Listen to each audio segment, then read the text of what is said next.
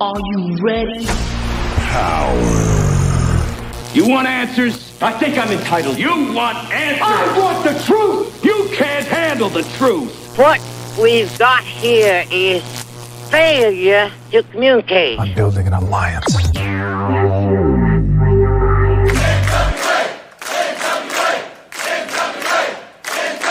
God bless the internet. Okay, let's party. It's showtime. It's time for the Alliance Guys podcast, with your hosts Kevin Frazier, Jaden, DKM, and J. Cal. What is up, ladies and gentlemen? Welcome to the Alliance Guys podcast, a presentation of Alliance-Wrestling.com, your number one source for news and information for the National Wrestling Alliance. My name is J. Cal, and the gentleman sitting next to me is Mr. DKM. Welcome to the show, DKM. What's going on, man? Nothing. Nothing like always. Nothing. It's Thursday night. We're here every Thursday at this time, 8 p.m. Eastern, 5 o'clock Pacific, and we're here to talk NWA. DKM, you know what happened 5 years ago today? 5 years ago today? Let me be more specific. 5 years and 5 days from today. Well, hold on. I have to do the math in my head.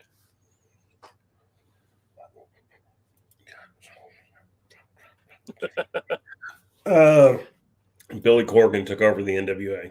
That is correct, sir. Uh-oh. I may have cheated. Somebody may have told me. Yeah.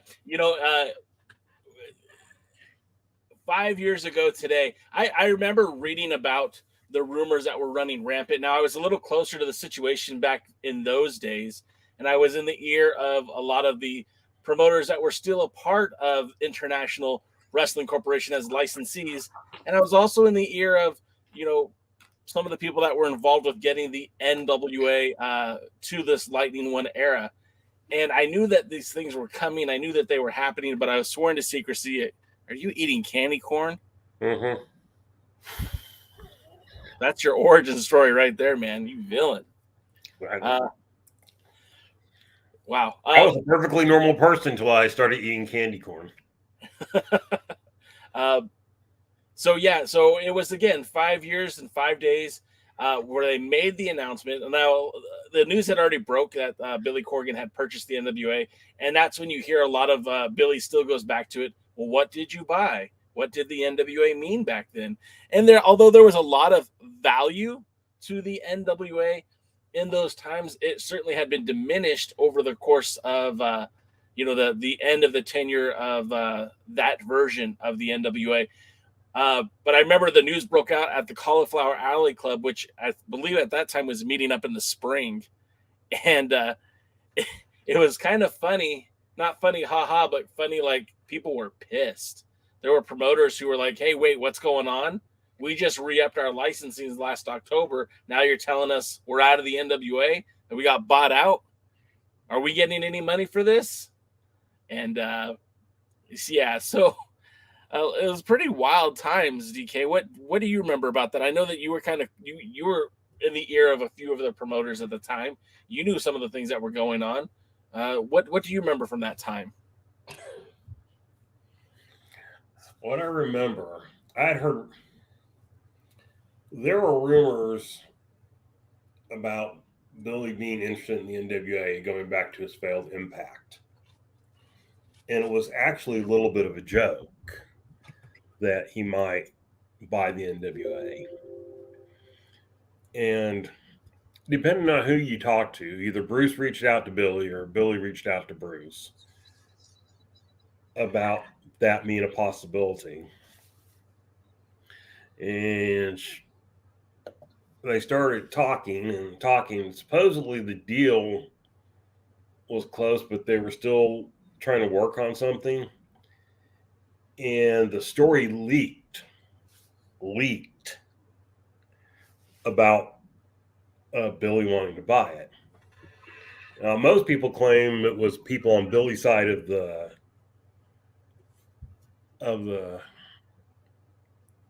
negotiation table. Negotiations, yes, that's the word. Thank you.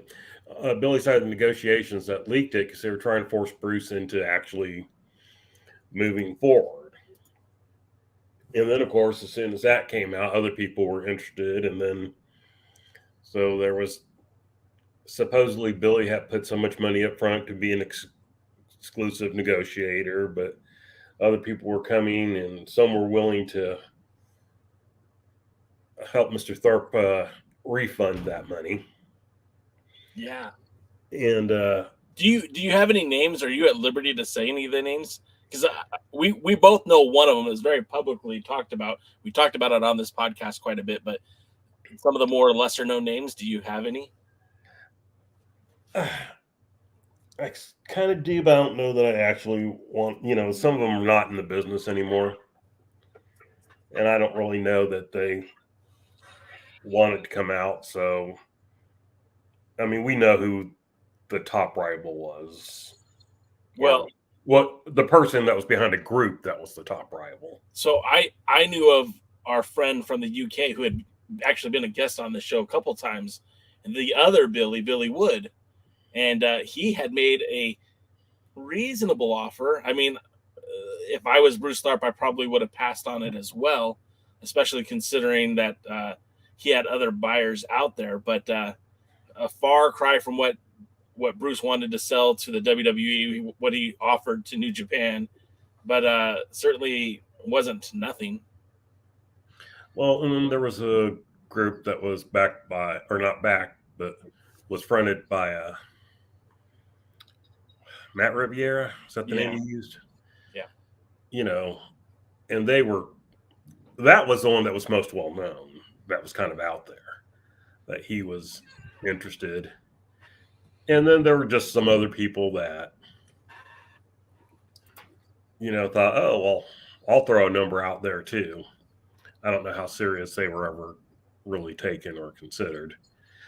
But the sticking point was the library. Yeah. What do you do with the Houston tapes? Because nobody really knew who owned them. I still don't think we really know who owns them. I mean, well, of course, Paul Bosch's widow has since passed away. Yeah. And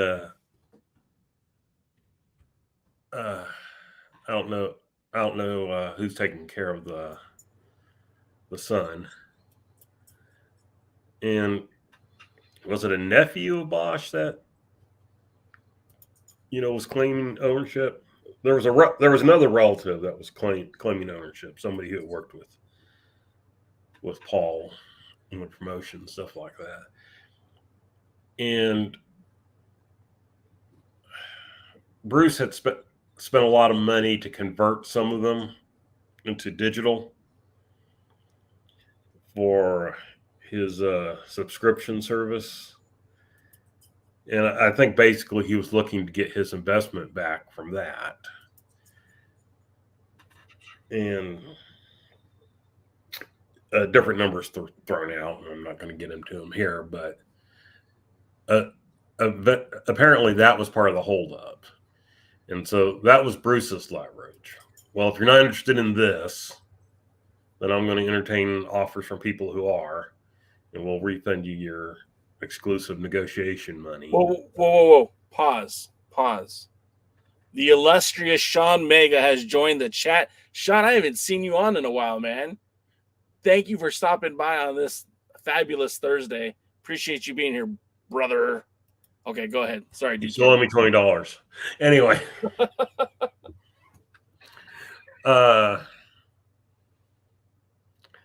Well, just that. So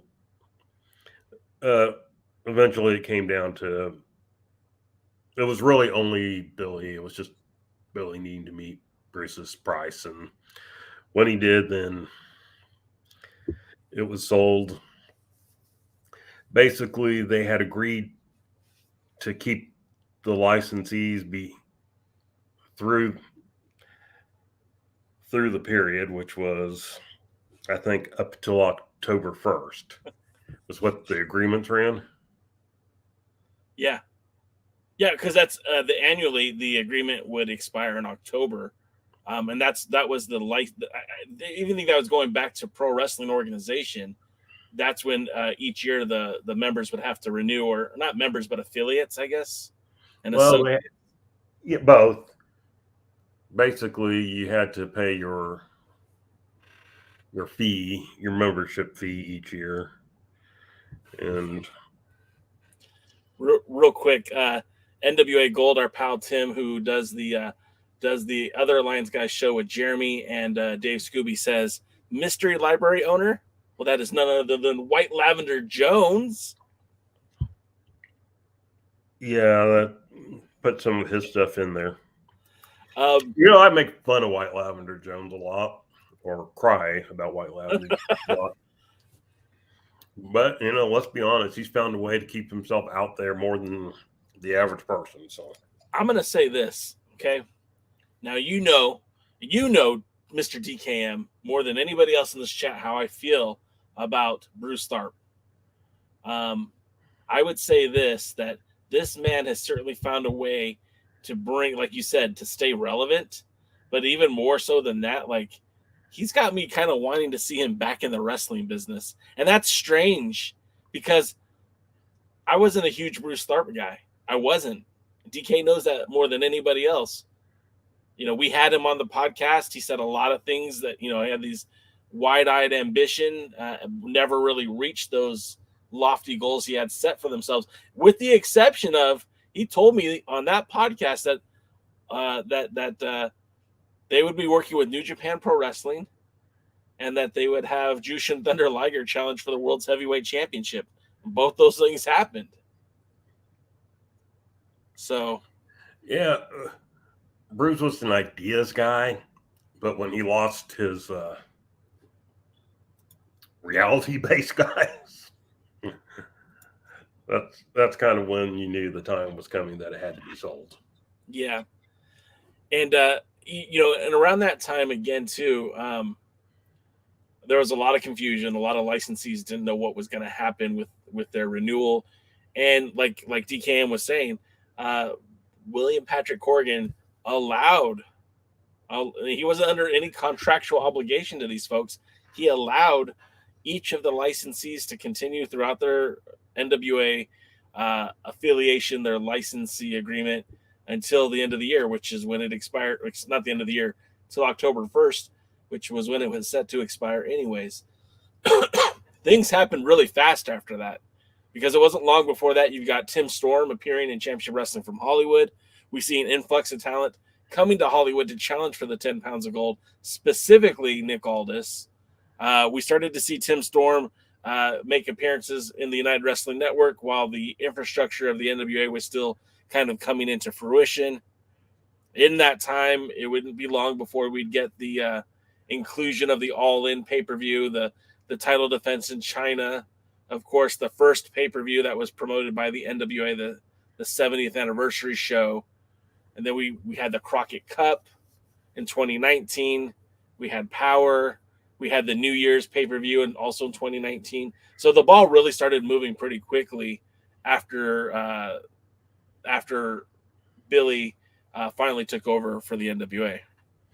More quickly in hindsight than what it felt at the time.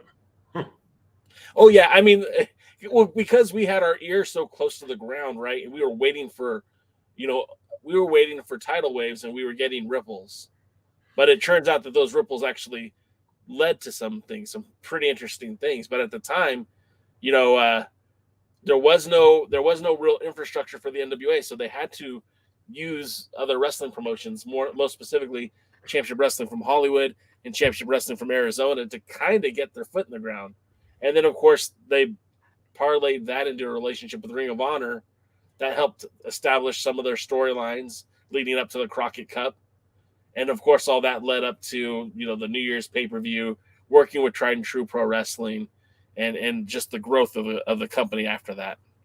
Now, Sean Mega asks a pretty interesting question, and I'll bring it to your attention, and we'll ask the group: would licensed promotions work in 2023? No.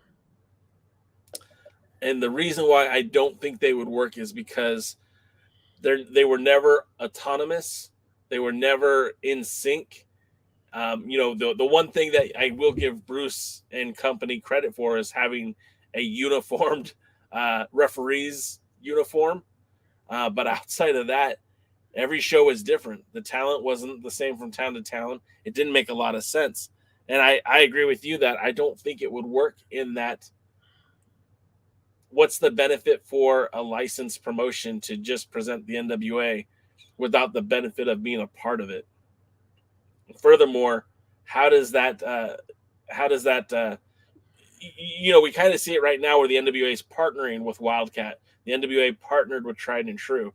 And those shows, I mean, sure, they featured some talent that we weren't accustomed to, but by and by, it was an NWA show.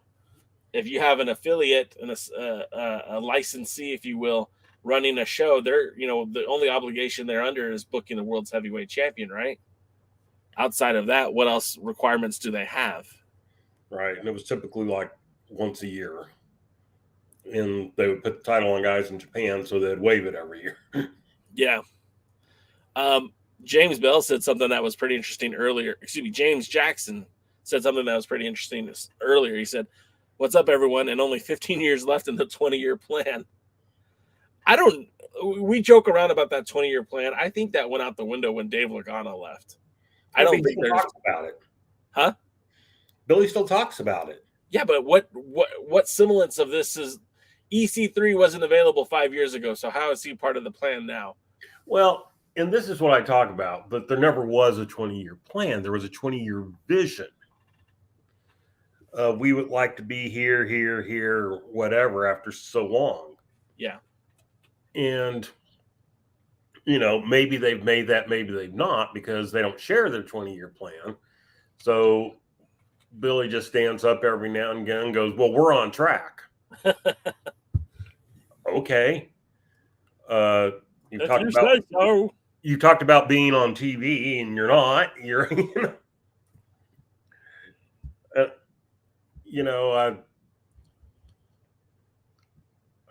I don't know that. I mean, I don't know that they aren't somewhere, involved in the plan. He's talked about doing more shows and more tapings and more pay-per-views and stuff like that. And the thing there is when you go, well, only 15 years left of the 20-year plan. That is something when you're going, we're 25% through it. Yeah. I mean, when you say it like that, not, oh, well, there's still 15 years left. 15 years sounds like a long time. But when you go, we're 25% through it,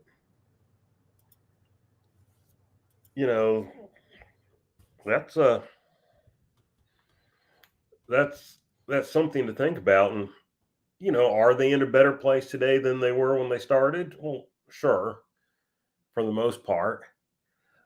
They are putting on regular shows, regular pay-per-views. They do have something streaming on YouTube and something else streaming on a Fight. Are they profitable? I don't know. And if they are, I don't know how much, Yeah. And we'll never know that, by the way. They'll never tell us that. No, but I mean, I'm just saying, I doubt he's making $1 million a year, let's say, Yeah. Not in net. And, he talks like there's a big three in wrestling and he's three, and that ain't true. So there's a big one in wrestling. There's a medium two in wrestling, and they're falling apart. And we got a whole bunch of last place people. And he's just one of the group that are in last place. And we got to think about that realistically. We got to talk about that in a real way. And despite the way he talks, are they better? Yes. Are they grandiose? No. Real quick, Doty points out that we're in the 5 years. Hope it will endure for the next more 5 years instead of another 5-year NWA curse. Yeah, I mean, we'll see. And again, like I said, Billy and so many, they're not in this thing to be successful wrestling promoters. They want to be wrestling promoters, and they want what they do to be successful. Yeah. And there is a difference in attitude there. And it is. And I mean, look, we joke about things and we make fun of things. But when you look at what's going on in AEW, and I'm not talking about the backstage fights, which I don't care what the pro AEW people talk about. This isn't something that's just developed in the last 6 months. This is something that's been developing over years. It's just hitting the, they've been around 3 years, and this is hitting at it. And the shit has hit the proverbial fan. Right. All the grumblings have now risen to the top, but they're having other issues. They're not selling like they used to sell. 3 years ago, they sold 12,000. They saw, like a 12,000 seat arena in DC. The last time in DC, they were in a 4,000 seat arena, and they weren't sold out. And this is one of the things that Billy's going to have to worry about. The more he runs, the more he does something like that. There are a lot of hardcore fans that because he runs 5 times a year, it doesn't matter what, they travel to it, and they travel to and see the pay-per-views. Yeah. The more you run, the more you do things, and the longer it goes, the less that happens. You're going to have to start coming to me and come closer to me, and to get people to go out, because I'm not going to fly across the country 5 times a year. Right. And well, I mean, I haven't been to any of the shows. You've been to a few, but you don't go to all of them. Yeah, I mean, like, so let's, if we, I didn't go to any of the shows in 2021, like not any of the NWA shows, and the first show that I went to was the Crockett Cup 2022 in Nashville, and I will be at the show in no Hard Times in the show afterwards in New Orleans. But I think I went to the first NWA pay-per-view, the 70th anniversary show. I went to the first Crockett Cup, and I was there for both nights of the first television tapings. And that wasn't an operating model that Cal could continue to do for the entirety of the NWA, but there are people who do travel to each of the pay-per-views, which, I mean, like, where do you guys get that money at just to travel all the time? But furthermore, it's like, is this brand really worth you going to every show? And I don't mean that in a negative way. I'm just like, I'm shocked how many fans go to so many shows.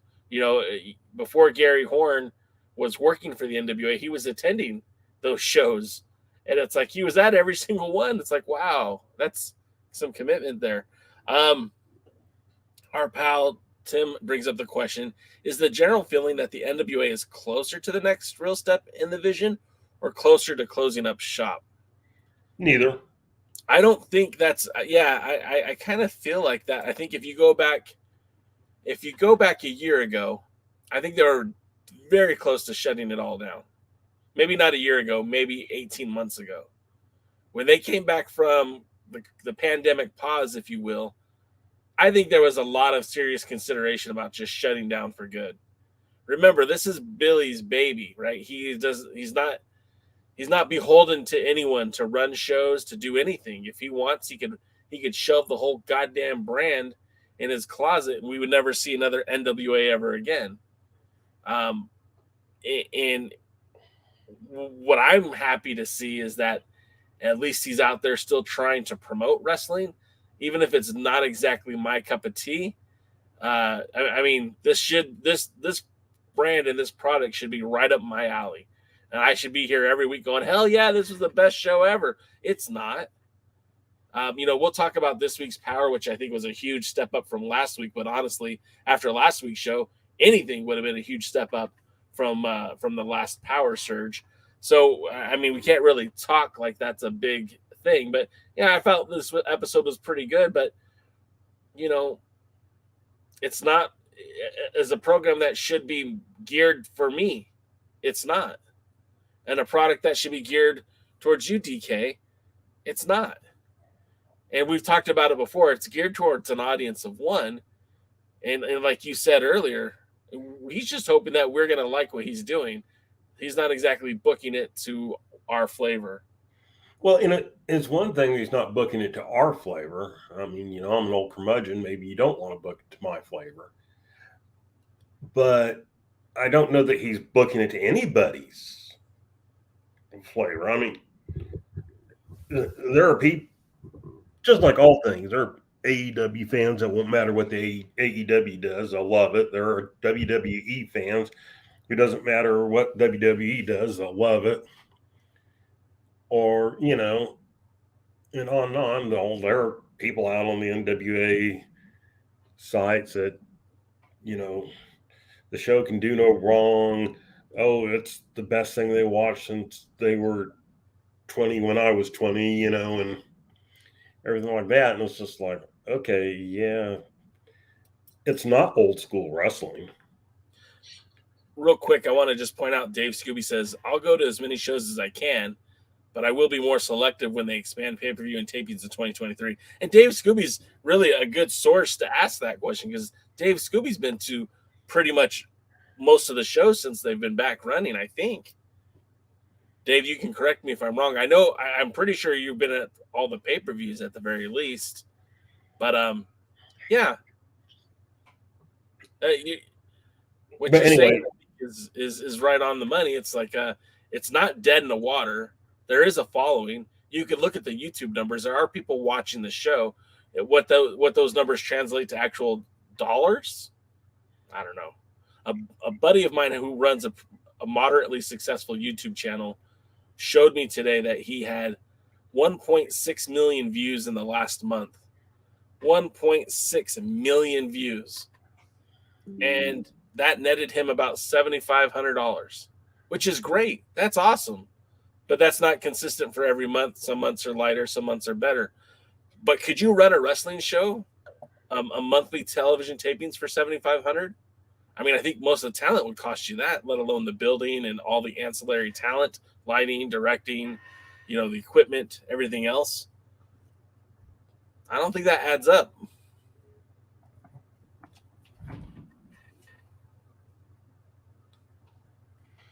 Yeah, I don't know. And that's the thing. The NWA niche is just the letters. Yeah.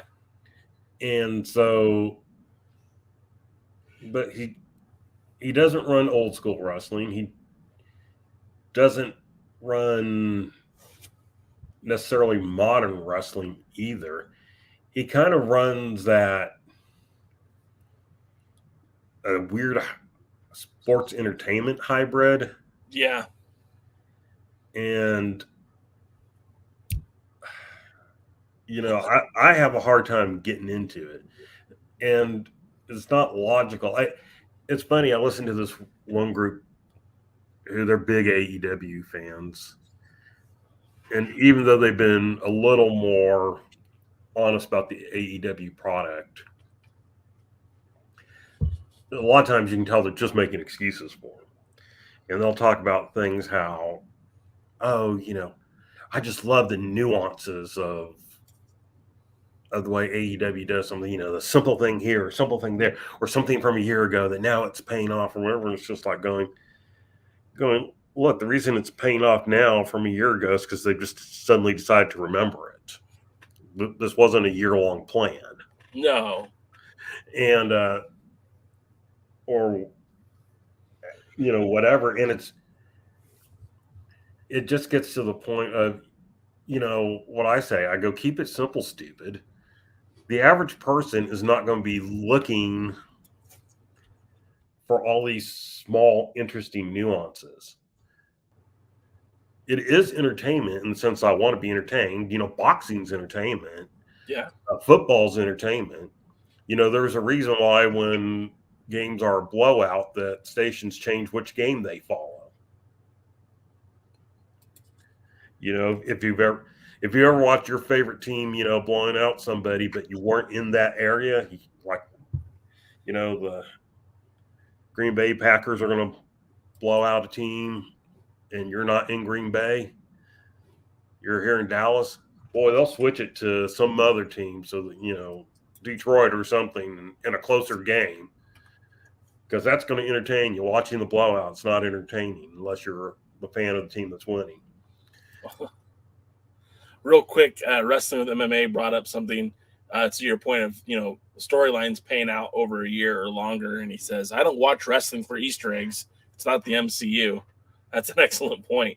Like, I don't, if the storyline is over a year long, I probably already forgot about it. Well, and then it's still got to be booked right. A lot of people will point that one of the biggest failures in AEW was Hangman Page as world champion. And it's because they had a 2-year storyline basically in place.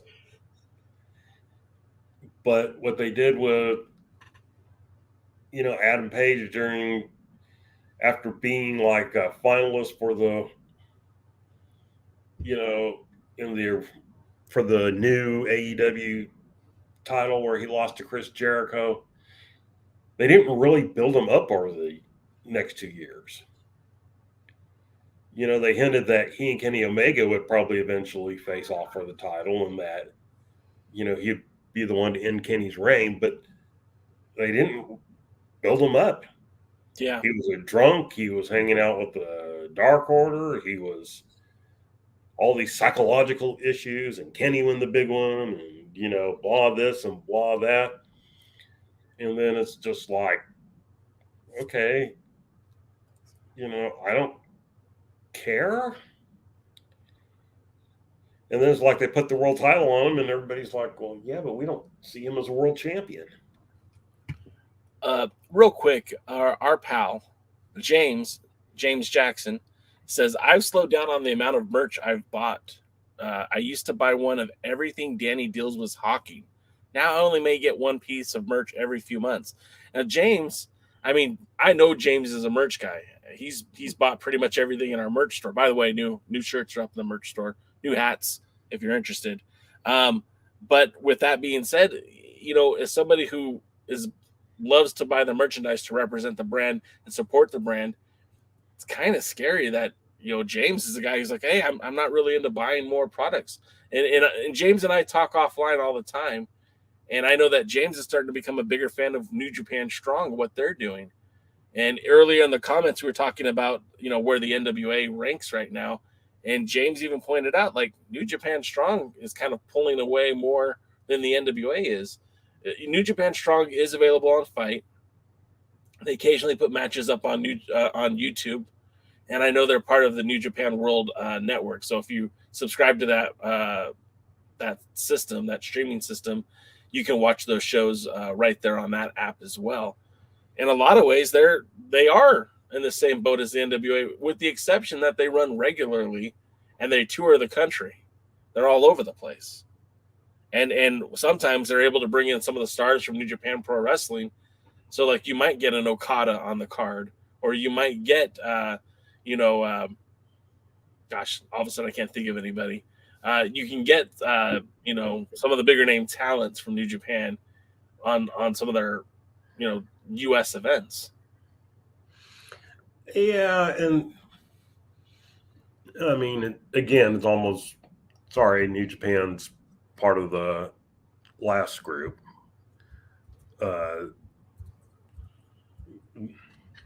But you see where they use talent better. Oh, yeah. Well, yeah, we have examples of that, with Kratos, with Jordan Clearwater. We can go on. Yeah, and it's just that's the deal. They have, what they do better is they use the talent better and they make things more interesting. I don't watch them that much, honestly, because there's only so much time in the day, and yeah, when the Queen died, I spent an entire week basically watching that. So, more than a week, 12 days. And got other things going on in my life, like trying to get a house remodeled. And I just don't have time to watch everything. Yeah. Like I said, I go, the last 3 weeks of WWE programming, I've recorded and not watched a single minute of it. I listen to the reviews the next day and go, okay, yeah, nothing really interesting happened, and I delete the show. And I do the same thing with AEW. It's almost like I don't remember the last time I watched anything in AEW that was of any interest to me.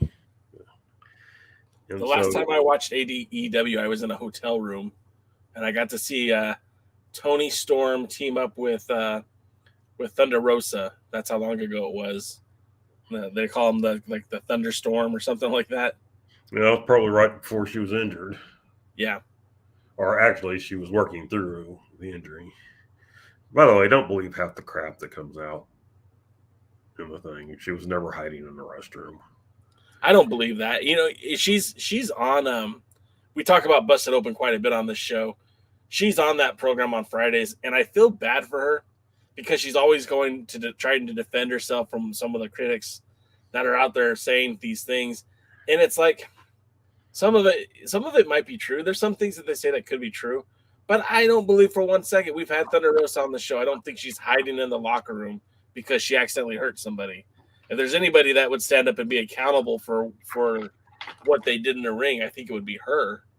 And it's not like she's some slouch either. I mean, she's trained in MMA. Yeah, and she's look, she's a stiff worker. That's part of what we liked about her when she was in the NWA. Emphasis on stiff. You know, Gary Hart called it snug. They work snug. That's I think that's the old verbiage, the actual Carney talk. I think it was snug, not stiff. Yeah. You know, they worked a snug style. If you wrestled the Von Erich boy here, Jim Cornette used to say it was like being in a friendly street fight. You felt it afterwards. One Man Gang talked about how much he loved Kevin Von Erich. He said, but man, wrestling him, you never knew where he was going to come from. You never knew exactly what he was going to do. And Kevin Von Erich, you better work. He was one of those. David was the same way. Kerry was a little more. He was a snug worker, but you know, Kevin and David, if you worked light with them, they'd beat the shit out of you.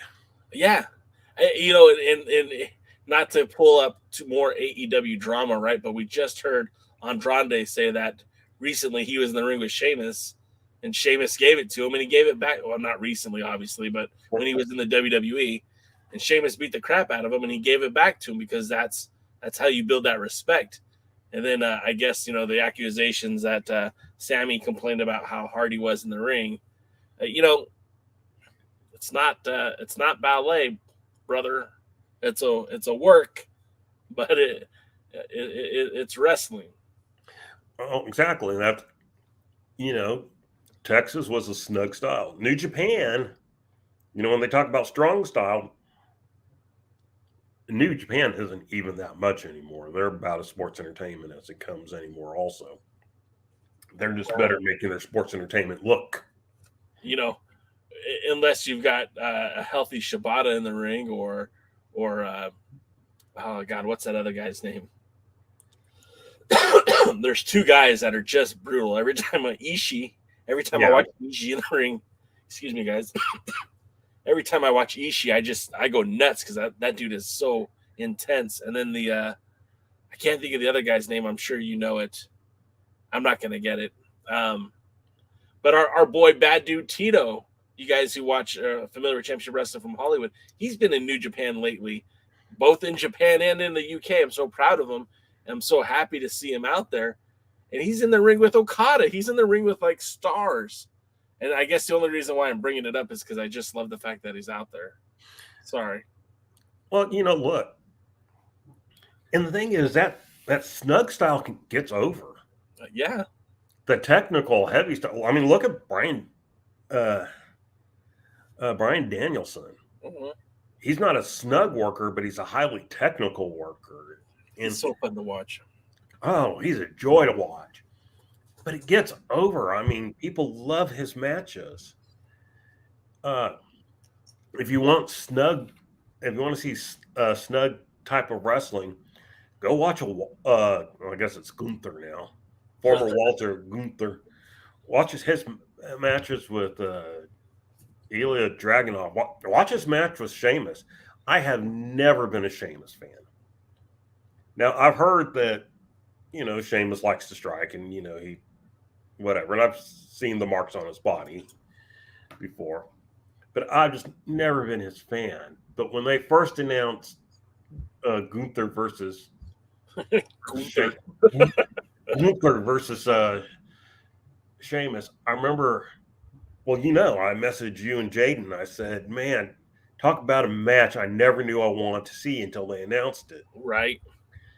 And then I watched the match, and it was the blow-away, show-stealing match on the pay-per-view. I think it was like the second one. And maybe it was the first. I don't remember. And, man, they beat the crap out of each other. Their chest are raw meat, and, they're glowing like they stayed out in the sun way too long, But just, those are the hoss fights that we talk about when we say, hey, let's, we want a hoss fight. I mean, that's what we're talking about. Big men beating, slapping, stomping each other. I heard someone refer to it as a meaty slap fight, and that made me laugh. I don't know that I would use that term, but our pal Jeremy, who was again also part of the other Alliance guys, points out that the Walter Sheamus match was that 5 stars? Yeah, 5 stars. Yeah, I would agree. And they rematch tomorrow on SmackDown. So it'll be interesting to see if they can do it again. I know we typically talk about the NWA on this show, and I know that we've been kind of all over the place, but is Gunther? I think we're doing comparisons here this time. Is Gunther getting his name back? No. They're giving people their WWE names back, basically, or their NXT names back for the most part, but they still don't want a person to have any part of their real or independent identity. Name. Got it. Don't ask me why. I don't get it either, but we just roll with it, Excuse me. So then going back to kind of where we were at, no, I don't think the NWA is dead. I honestly think that they're in a pretty good position right now. Do I think they're number 2, number 3, number 4, number 5? No. I mean, if we're just talking about wrestling promotions in the United States, I mean, obviously no one's touching the WWE. They're far and away the biggest wrestling company in the world, let alone the United States. You could make the argument AEW is number 2, but there's a chasm between 1 and 2, and then there's a chasm between 2 and 3, which I would say Impact, because they're putting out pay-per-views, they're doing monthly shows, they have television. It might not be great television. Well, I'll take that back. It might not be on a great television channel, but they do television. And then then honestly, like, we can make the case for New Japan Strong.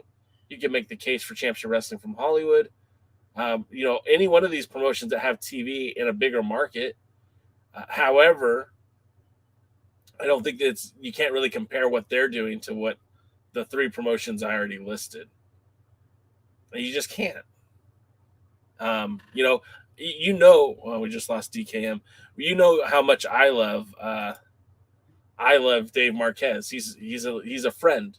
Legitimately, I call Dave Marquez a friend. You can't say what Championship Wrestling is the same as what Impact is. It just isn't. They're 2 different animals. Now, maybe at some point, like, Dave is being aggressive, right? I don't know if you guys know this, but Dave was able to, he started doing the promotion in Atlanta with a different talent base. Then they absorbed all 3 of those promotions into one. So you still had Memphis out in Memphis, and then you had Hollywood, which was a combination of Atlanta and the Arizona talent base.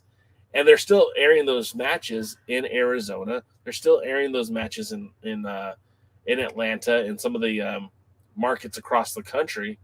It's not airing locally in California anymore, in Southern California, but it's on channels all throughout the country. And then, of course, they're available on YouTube as well, and Fight and all that good stuff. So when I look at that stuff, when I see the what Hollywood's doing, I'm not convinced that what they're doing is so much different than or worse than what the NWA is doing. NWA isn't on a major network. They're on the internet.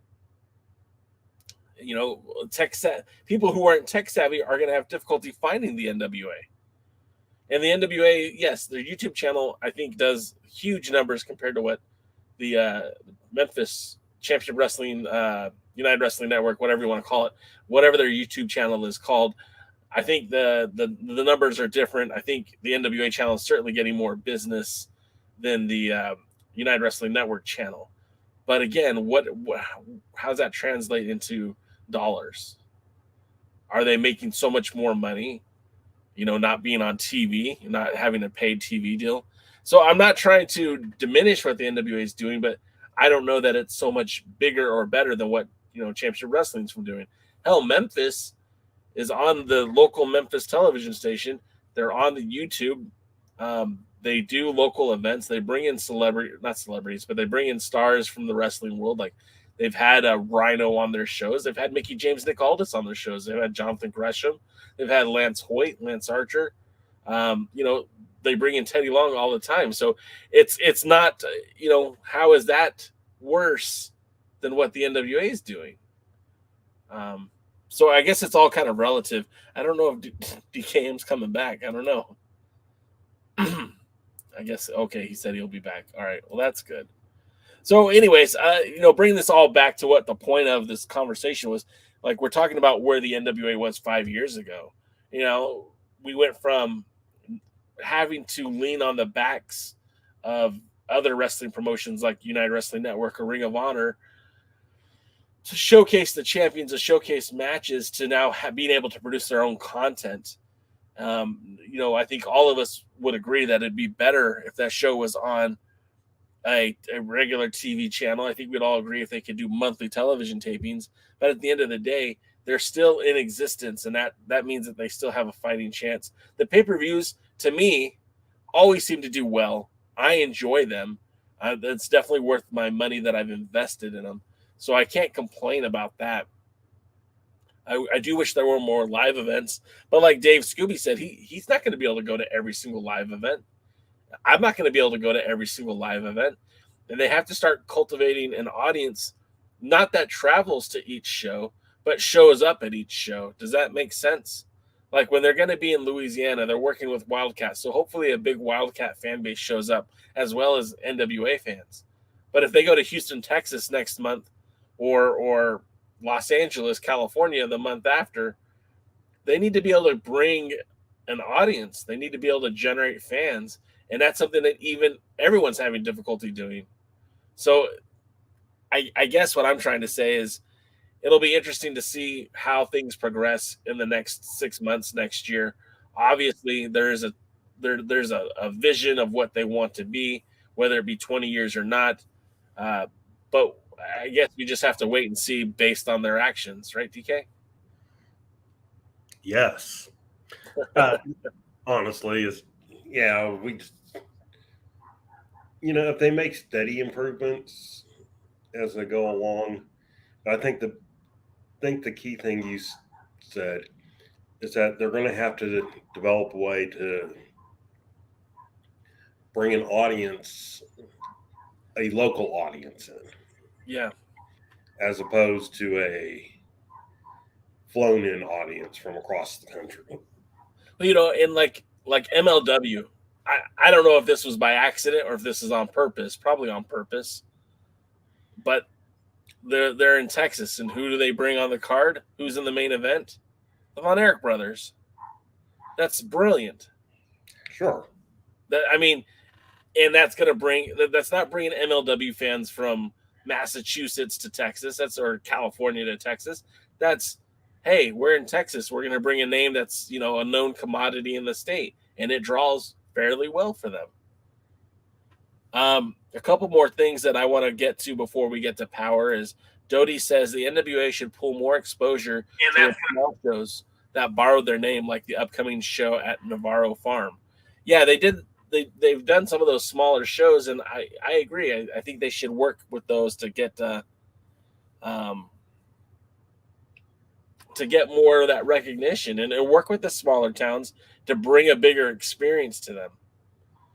And then Doty also says the NWA has more numbers in YouTube than Championship Wrestling or MLW, but unlike the NWA, they both have TV presence. The NWA has 0 TV presence. So, and again, MLW, they're not on a mainstream channel. I think they're on Fubo, right? They're on a couple of different broadcasting. I've lost track. They used to be on Fubo, and I know they were on a few other broadcasting networks. And again, Championship Wrestling from Hollywood has a lot of channels that they're on that are over the market antenna channels that aren't, again, they're not prime real estate, but a lot of those viewers, a lot of people are watching those shows because they're free. They're readily available. I mean, I record it. And then Chris Drummond, our pal, Big Chris Dog, if you will, said, what does the NWA offer to attract a top-tier TV network? I mean, damn thing. No, they don't. There's a top tier? No, nothing. But I'm sure there's other channels that would love to feature the programming. You know, we talk about Chris and I discuss things offline too. And Big Chris Dog pointed out to me that Bally Sports is in trouble. Bally Sports is the regional sporting network owned by Sinclair Broadcasting. They purchased from Fox when Fox was bought out by Disney. I know that's getting a little confusing there, but Bally is in trouble. There's talks right now that Bally might get purchased by the sporting organizations that show their programming. So like the NBA and the NHL and the MLB. And if that were to happen, look, they still need programming. They still need to fill time slots. And at one point, Impact Wrestling was on Fox Sports. Why wouldn't it make sense for the NWA to approach being on Bally? Just something that I've thought about. James Bell brings up a good point. He says New Orleans the show has sold approximately 200 out of the 380 total floor tickets. Do shows sell more early or as the show date gets close? James, that's a great question, and that just reminds me that I need to buy my tickets sooner than later. It's different for each time. I mean, I remember the 73rd anniversary show was basically sold out before they even announced the main event. And Empowered was pretty close to being sold out, a couple of weeks out of the main event. I mean, a couple of weeks out of the show being coming to fruition. So it's hard to tell, if you've got that much of a 200 out of 380 total floor seats, that means they're doing pretty well, I think, because we're still, a little over a month away. Well, again, they're also partnering with the popular local promotion. Yeah, and that's a big deal too. Wildcat is wildly successful, pun definitely intended, in that Louisiana market. What Luke Hawk was able to bring in that area, and it's not just in the last year or so. Like, it's been around for close to a decade, Wildcat Sports. They were a part of the old NWA under the Bruce Tharpe era, and I believe they were even part of the NWA under the Pro Wrestling Organization era. But, our pal Luthez commented, travelers buy early, locals come late. That makes a lot of sense. Dave Scooby said, when MLW is in Philly, Blue Meanie or Sandman will show up and be involved. Exactly. Makes a lot of sense. I don't know, who is really a big name that would draw well in New Orleans who's local, but I certainly would be interested. Obviously the Hawks are going to be there. That might be part of the draw for the show, but yeah, I don't know. Chris Drummond brings up that MLW is on BN, which is a worldwide channel. Again, international markets is key. I don't disagree with that either. I think there's a lot of money to be made out on the international market as well. So we'll just have to kind of wait and see. Wrestling with MMA says, I looked at the numbers, and Championship Wrestling from Hollywood and Memphis get about 10K views over the course of a month for one show. Be it Hollywood or Memphis, NWA gets about 100 to 130K. So, I mean, that's a pretty significant jump, right? But like I said, I don't know if you heard me say it earlier, Jeremy, I'm very close friends with somebody who does maintain a YouTube channel that last month he had over 1 million views on his channel. And that was for the month. And they have several videos, but a monthly 9 million, or excuse me, I keep saying 9 million, 1 million views. It's roughly translated to about $7,500.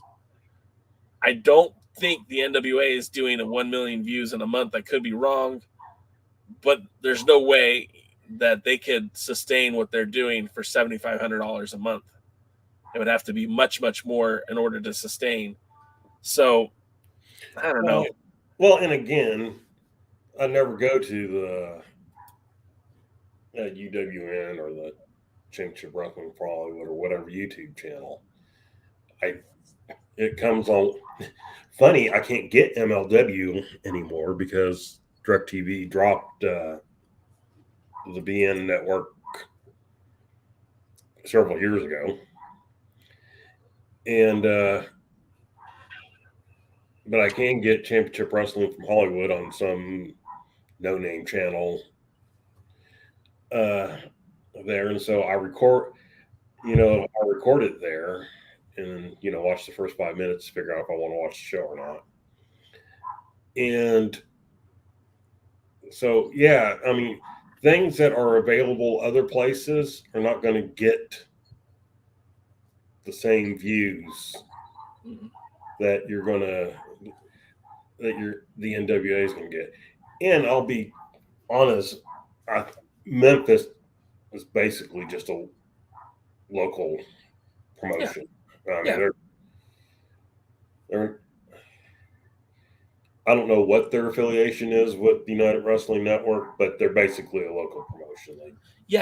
They're just, honestly, they're affiliated because Dave Marquez is part owner, and what Memphis does is pretty much what Memphis does. It's not really connected directly. They have their own titles. They have their own championships. Zicky Dice was concurrently the, United Wrestling Network World TV Champion as well, Heritage Champion, while he was also the Memphis Heritage Champion or Memphis Internet Champion or something like that. I get it confused now. And he held 2 belts, but it wasn't like they were talking about him being 2 championship holder in Hollywood, and it wasn't like they were talking about him holding 2 titles in Memphis. It just they're connected through Dave Marquez, but don't really share a storyline or anything like that. And then real quick, Doty said international markets may be the key, but which one? My own TV once had the channel that showed Lucha Underground in Asia back then, but I never got BN, never heard about it. So, and that's a good point too. Our pal Doty, I've known Doty for a long time. I don't mean actually know him, but Doty's been a part of our Alliance family for a long, long time. He's in Indonesia. He follows what the NWA has been doing for years without having television. So, I mean, what does that go to show you? Either he's a diehard fan or if the fans want it, they'll find it. So, to segue some of this, speaking of people and possibly holding 2 titles in 2 different places that will never recognize the other one, I understand that there was something that happened to advance people in the NWA TV title or World TV title or TV World title or. So on NWA USA, they did have 2 qualifying matches with 5 people, and the winner of each of these qualifying matches, in each, 5 people in each. Yeah, a total of 10 participants, 5 in each match. And the winner of each of those elimination match will face each other at a date to be set. probably will be the pay-per-view if I'm just going to put it out on a limb, but they haven't exactly put that out there yet. But we saw AJ Cazana, and I got to pull this up because it's kind of hard to believe. AJ Cazana outlasted Anthony Mayweather, Jack Stane, Marshe Rockett, and Ricky Morton. What's even worse about that is Ricky Morton was the last man in the ring with AJ Cazana, which is a whole other can of worms that we're not going to get into tonight. But AJ Cazana, the guy who, I mean, his win-loss record in the NWA isn't exactly what I would call stellar, but has an opportunity to become TV champion. And on the other side of that qualifying match, the eliminator match, Jordan Clearwater outlasted Caprice Coleman, Max the Impaler, Rush Freeman, and the Pope, with the last person in the ring being Caprice Coleman and Jordan Clearwater. Both of those matches, say what you will about the NWA, but I was happy that they at least got to a conclusion quickly. They didn't drag it out. I felt like there was a lot of quality talent in both the matches, and I was kind of shocked how the results ended up. But I mean, seeing Caprice Coleman in there with the Pope mix it up was a lot of fun. Seeing Caprice Coleman potentially be the guy to beat Jordan Clearwater was very interesting to me. The way they treated Max the Impaler, they treated them just like they were any other wrestler. And I thought that was kind of cool. They didn't treat them. They didn't treat Max like they were anything less than a talent in the ring. So that was kind of cool because Max the Impaler is a very intimidating individual. And when that person is in the ring, men or woman, that person dwarfs a lot of the talent that's in the NWA. Did I lose you, DK? No. So the finals, anyways, we're going to get Jordan Clearwater. Just in general. Jordan Clearwater is going to be facing AJ Cazana to see who will be the next world television champion. What did you think about those two being the finalists, DK? Interesting. Jordan Clearwater, somebody who I always wanted the TV title to go on. Yeah. And so I was kind of happy to see him. I still find this holding titles in other organizations, and especially like their top title in other organizations, where you're competing for the third rung title in a different organization. But hey, whatever. You just have to kind of go into it thinking that they don't share the same universe. And it's like, yes, it's still Jordan Clearwater, but the Jordan Clearwater that it's in Championship Wrestling from Hollywood is slightly different than the Jordan Clearwater that's in the NWA. And I can do that in DC movies. I can understand that, the Batman and Batman from the DCEU are different people, but I can't. I can't do that in wrestling. That's fair. That being said, I was a little bit surprised with AJ, and not in a bad way. I just really kind of was expecting, because it was the first match, I was kind of either expecting Rocket to go full, to win, or so that would have been very compelling, or maybe Dane. But I know where you're going. So, I'm not upset that he won. Again, he's probably the type of person that should be challenging for the title. I just don't know that I see him as a champion yet. Okay. I'll put my tinfoil hat on, right? All right. Okay. And I'm not trying to devalue AJ Cazana as a wrestler. This isn't based on me trying to devalue him as a wrestler.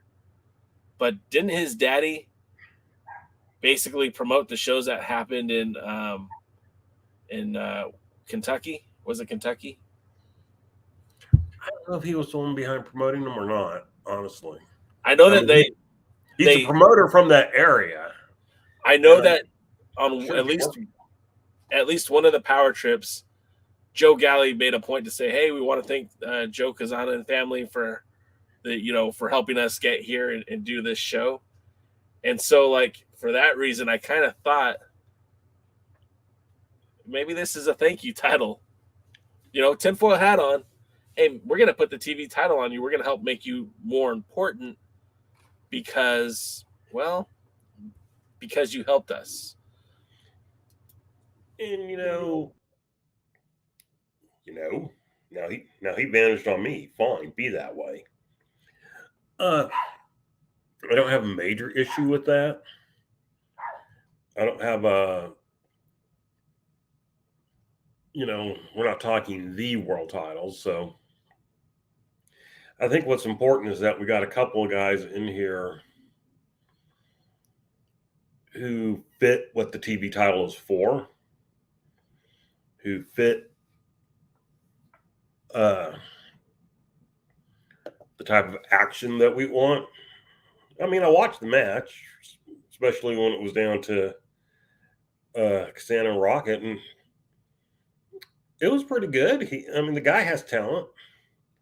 So it certainly doesn't bother me. I'm not upset. And I would want to see what he could do with the title if he would be the one to win it. And so now I'm hearing doors open. Not on my end. What's going on then? Anyway. Our pal Dodie says, I like AJ Cazana. Him and Silas screams old school to me. Yeah. Let me be perfectly clear. When I watch Cazana in the ring, I kind of get Arn Anderson vibes. And I know that's not exactly what he's going for. That's not what his look and whole feel is. But when I see him, I kind of feel like that, right? And look, I'm not saying that he's limited to fitting in one box, but I'm saying that, I think putting the title on him could be a great way to say, hey, thanks, Cazana family.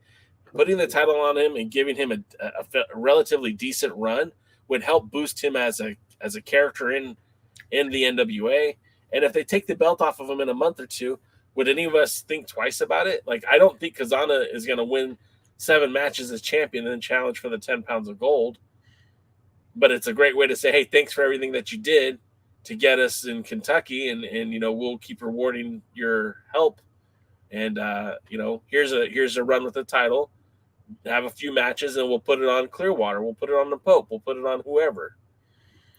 Yeah, World Class, they often put their TV title on people that you wouldn't expect. Yeah, Some only held it a week because it was the title was defended every week. But some held it longer than you expect. Yeah. People forget that when they put the title on Chris Adams was actually a low mid-card guy.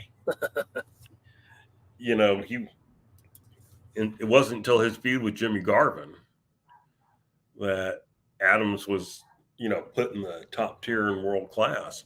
And even then, he was more an upper mid-card guy. Both him and Jimmy, they just put the title on upper mid-card guys as the Von Erichs and the Freebirds feuded. Yeah. I once said the best thing that ever happened to World Class was when they brought in their own World 6-Man Tag Team title, because it gave the Von Erichs a world title to chase. And let's be honest, although they held it a few times, they chased it more than they actually held it. And it freed up the other titles, which were normally dominated by a Von Erich, Kevin the American, and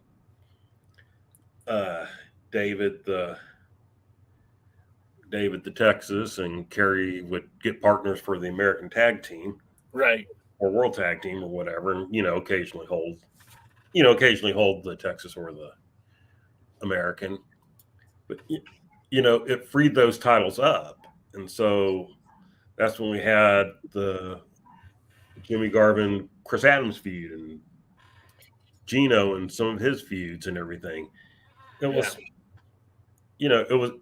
it was a good time had by all. And excuse me. But getting back to the TV title, I think now that it's been freed from the grasp of the giant one, that we are in a place that, hey, we probably should see some shorter reigns, month and a half type, TV reigns. Yeah. And give that title a chance to live and to breathe and give some of these people an opportunity to shine, while main event, the title should be on USA, honestly. Yeah, I was just about to say the same thing. That title, like they originally said, oh, yeah, the national title will be the centerpiece of this. Why? And it never has been. No, I think they've had 2 national title matches, once with Adonis and once with Jax. And I felt like that was always just a silly way of doing things. I think putting the TV title on USA and having, the main event for this week is for the TV title. The main event next week is for the women's tag titles. Something like that. And cycle through, but have that TV title be a main focus. Every other week that title should be defended. And it should be defended on USA because I feel like that has more opportunity for people to watch. Well, it's the wider show, which is where you want the TV title. Because the TV title is what's supposed to... Again, we're assuming there's 3 tiers of shows here. USA builds power builds to the pay-per-view. Yeah. So, you're going to feature your younger guys, your more enhancement type matches, your matches between the low mid-card guys, the jobbers to the stars, whatever you want to call them. And, oh my gosh. And sorry, something popped up on my screen that I wasn't expecting. Tell those ladies to quit sending you topless photos during the podcast. Well, then I'd be happy. But anyway, back to the point. The point I was trying to make is, who knows what the point is trying to make. I took painkillers, so I'm not in my right mind tonight. Well, we can move on if you want. Well, just that the TV, the TV title should be the title. It's the 3rd tier title in the singles. So I'm kind of like you. You put the TV title on every other week or every 3rd week or whatever. Then if you had women's tag teams, you would defend the, 1 week would be the women's tag team title. 1 week might be the junior heavyweight title. Maybe 1 week would be the national title. Well, no, you don't need the national title because you got the U.S. tag team titles there. Yep. So you put like the U.S. tag team titles, the TV titles, and the women tag team titles, and the junior heavyweight title will be the title that kind of floats back and forth between Power and USA. And not that the other champions aren't there. They should show up and do the occasional interview. Yeah. And get noticed and say, hey, this week, of course, this would require them to actually, make sense when they're filming these things. And that's, well, when we get into Power, we'll talk about that because there's a lot of still just things that aren't being filmed in sequence, and it ruins the show. And so, anyhow, yeah, that would be the way you would do it. So Jay, before we get to that, real quick, Chris Drummond brings up something, and I need to step away from the camera for a minute, so I'm going to just put it up here real quick, and then you read it, and I'll be back in just a second. Okay, let's see. Chris Drummond asks, can I ask a question? No, you may not. We all love the Pope here, but has his window of being the top guy from the NWA passed? Maybe. He's been reduced to pre-show matches and putting young guys over. Maybe. Here's the thing that we all have to remember. We don't know what goes on behind the scenes. And we don't know what a person really wants or something like that. Whereas I would love to see Pope get a run with the world title. Pope may be in a place in his own career, in his own time, and his own thing where he doesn't necessarily want to carry that thing. Well, a lot of people forget that Barry Windham never really wanted to be world champion. And there are rumors he was offered a run with the title in 87, in a real run, not a Garvin type run, but an actual real run with the title in 87. And he didn't want the pressure. He kind of liked where he was in the thing and wanted to stay there. They said the same thing with Eddie Guerrero in WWE. They go, he was offered a chance to win the WWE or the world title back. And he was kind of like, there's a lot of pressure with being the top person. And because of some of his issues, he just didn't want that pressure. And so Pope may have reached a point in his career where he's not as interested in being a top guy. And, he just wants to be used, to help develop the younger people or work with them or whatever. I don't know. I mean, maybe he does want to be the world champion. Maybe he would love to, be the top guy, and I'd be all for that if that's the case.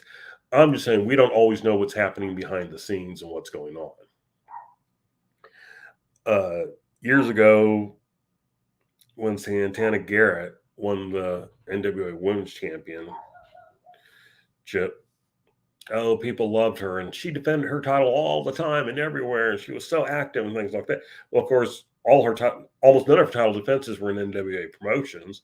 There were basically other matches she had booked where the basic agreement was, hey, as long as you're winning, yeah, you can call an NWA world title defense.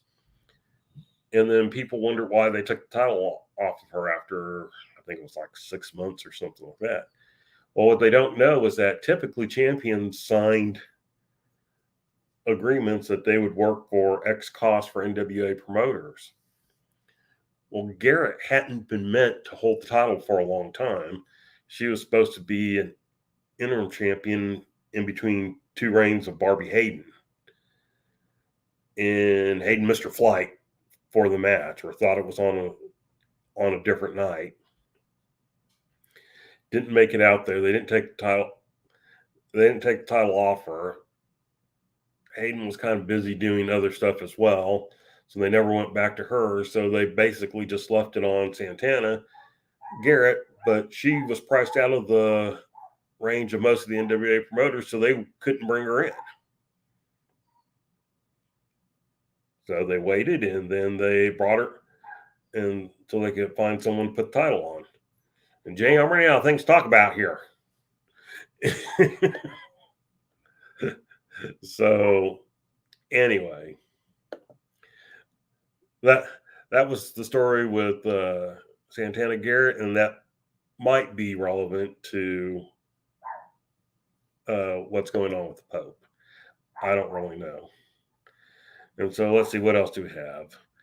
Dave Scooby, have matches to build up contenders for all the titles, which lead to pay-per-view matches. Dave, that makes sense, and you just know they're not going to do that. They've had plenty of opportunities to make sense in the past, and they haven't done it. All right. Talking about the NWA USA with the TV women's tag, US tag. Yes, that's what we're talking about.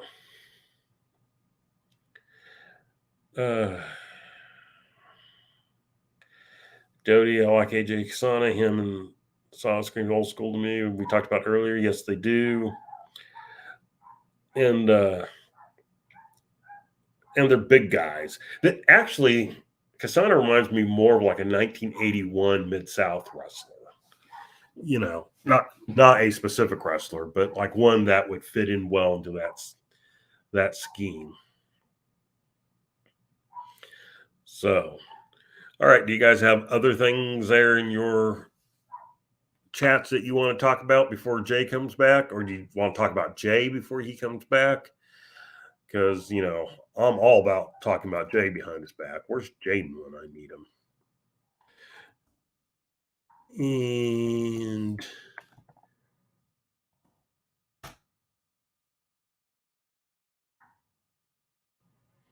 all right, about time. Sorry, I was dosing my type 1. Yeah, not J-Cal after dark. J-Cal was dosing daughter for her dinner. I was running out of things to talk about because I didn't know what else there was to talk about before. What? I said 56.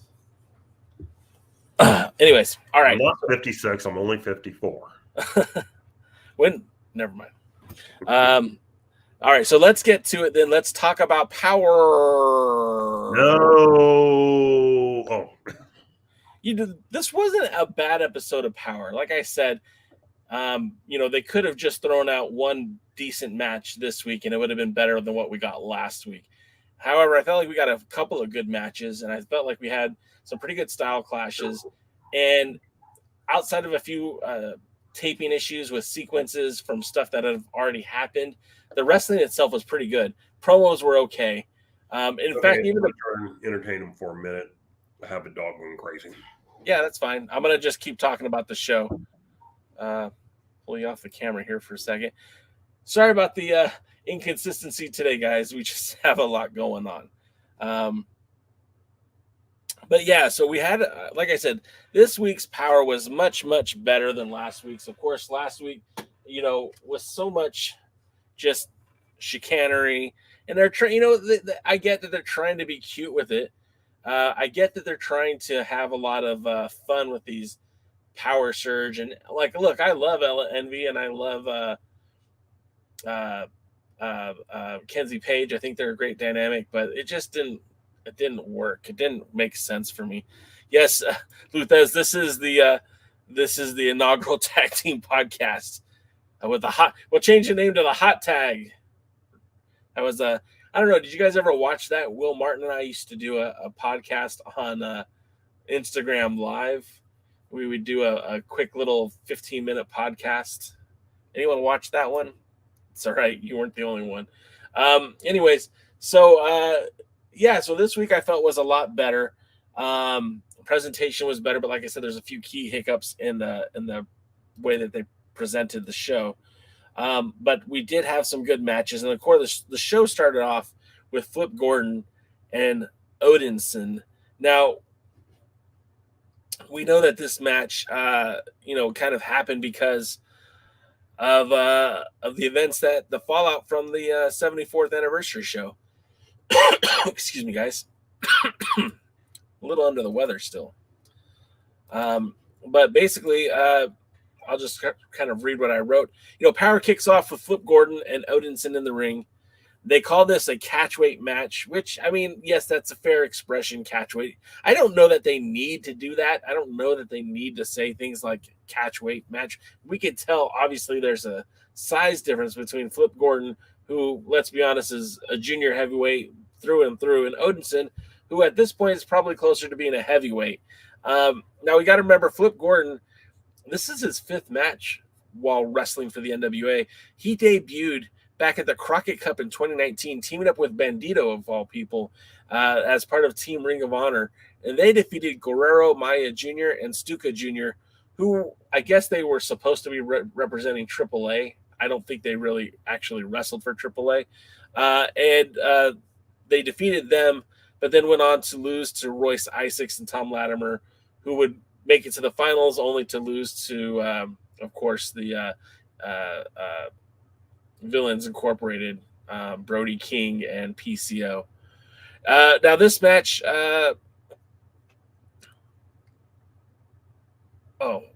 my note says the NWA must have thought highly of Flip for quite some time. He's had 2 World Heavyweight Championship matches, one of them in Ring of Honor, of course, one of them at the Hard Times, I believe, 2.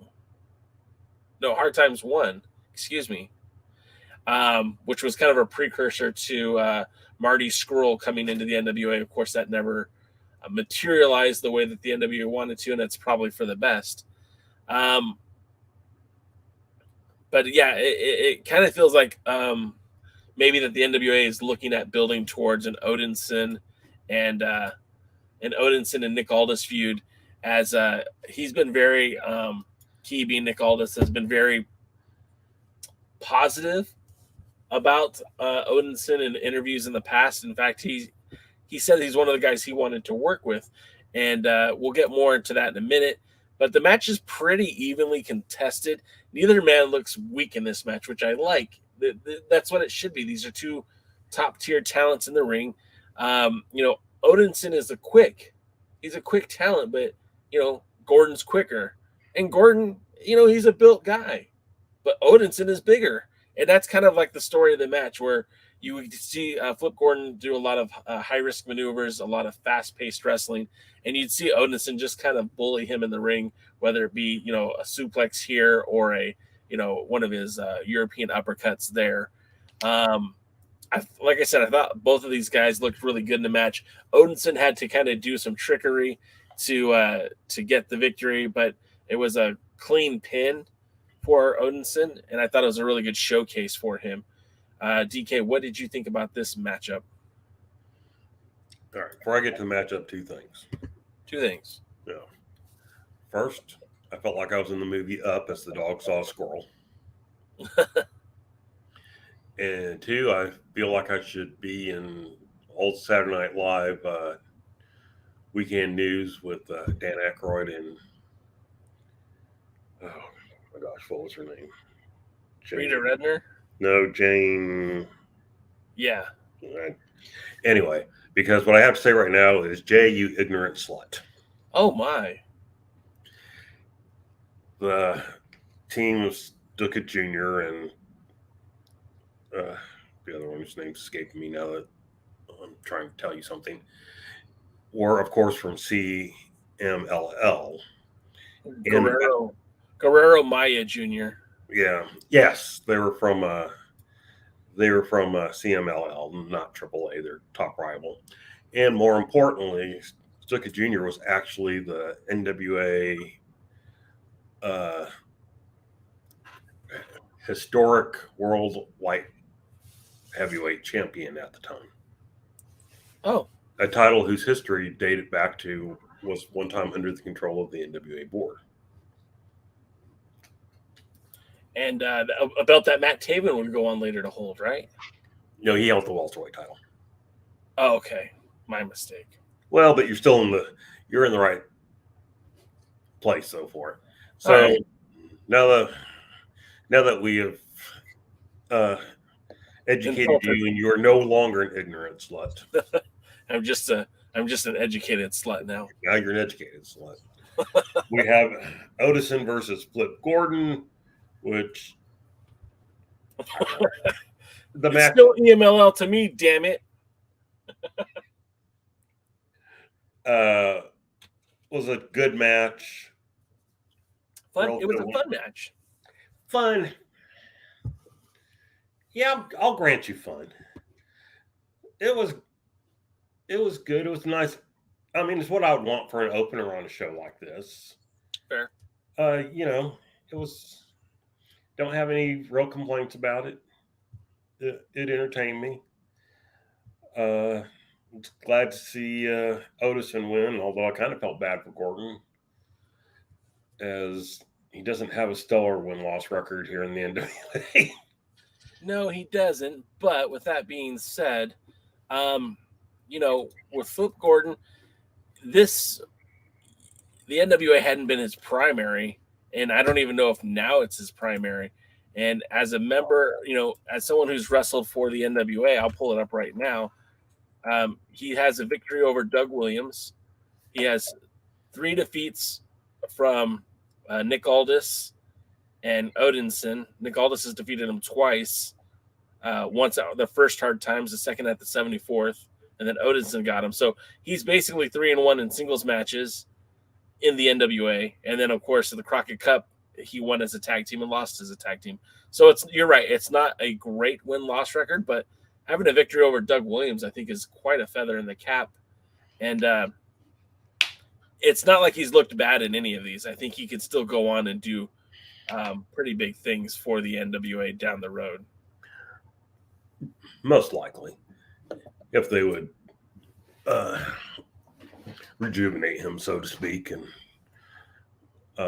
build him up a little bit, he would certainly be in TV title talk, maybe even national title talk if he were an NWA committed wrestler.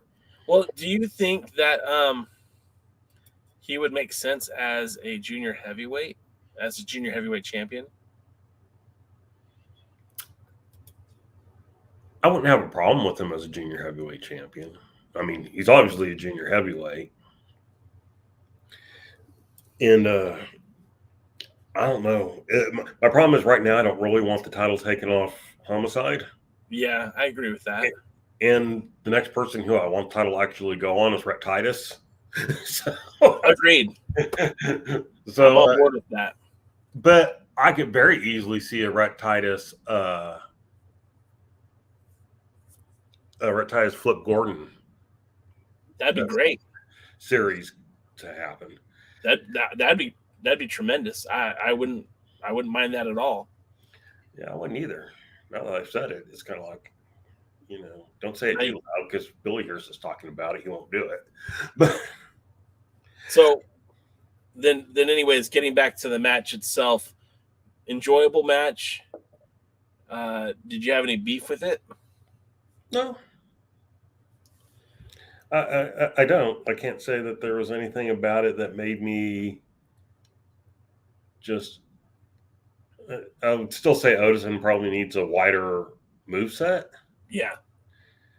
But, I mean, for what it was, for where it was, for the fact that it was playing into the, post-match angle and stuff like that, no, I mean, it was good. So, was entertained. I'm sorry, go ahead. No, I was just saying it was good. I was entertained. And then, of course, this led to Odinson, after the victory, wanted to add some insult to injury. He grabs the chain. He's getting ready to put the hurt on Flip Gordon. And then out comes Nick Aldis, fired up. And it's one of the few times I was happy to see Nick Aldis. We kept saying, go away so I can miss you. Go away so that I can enjoy you when you come back. And that's kind of how I feel. Like, I know he didn't go away, but they're working this. He was injured, had a concussion, didn't pass concussion protocols, so he's been on the sideline. But he comes back, he makes the rescue, and then he cuts a fire promo. And it was one of the better promos we've heard from Nick Aldis in a while. He, after rescuing Flip Gordon, he's just – here's the thing. Nick Aldis is stale at the top of the card. He's stale as the main event. But in a position he hasn't really been in with his company is on the mid-card. And I'm not calling him a mid-card wrestler. No, I'm not saying that at all. But this is a feud that they're building towards that has no impact on any of the titles. And it's got, he's lower on the card. And it's building a storyline that's not based on championships. It's not based on Nick Aldis being the number one guy. It's based on Nick Aldis has it out for somebody because he thinks that somebody has it out for him. So in that sense, I felt like it was refreshing. Aldis had mentioned that before the 73rd anniversary show that he saw something special in Odinson. And I saw this on a pre-taped interview on YouTube where he talked to somebody and that guy said, well, who in the NWA would you like to work with? And he said even back a year ago that Odinson was one of those guys that he wouldn't mind working with. And I think it's kind of special that he's getting to work with him now. I think he's choosing to work with Odinson to help build up the younger and make him a more viable wrestler on the roster. Obviously, if you can get a rub off of Nick Aldis, you should. And Odinson might be that guy to do it because that might elevate him into that next level.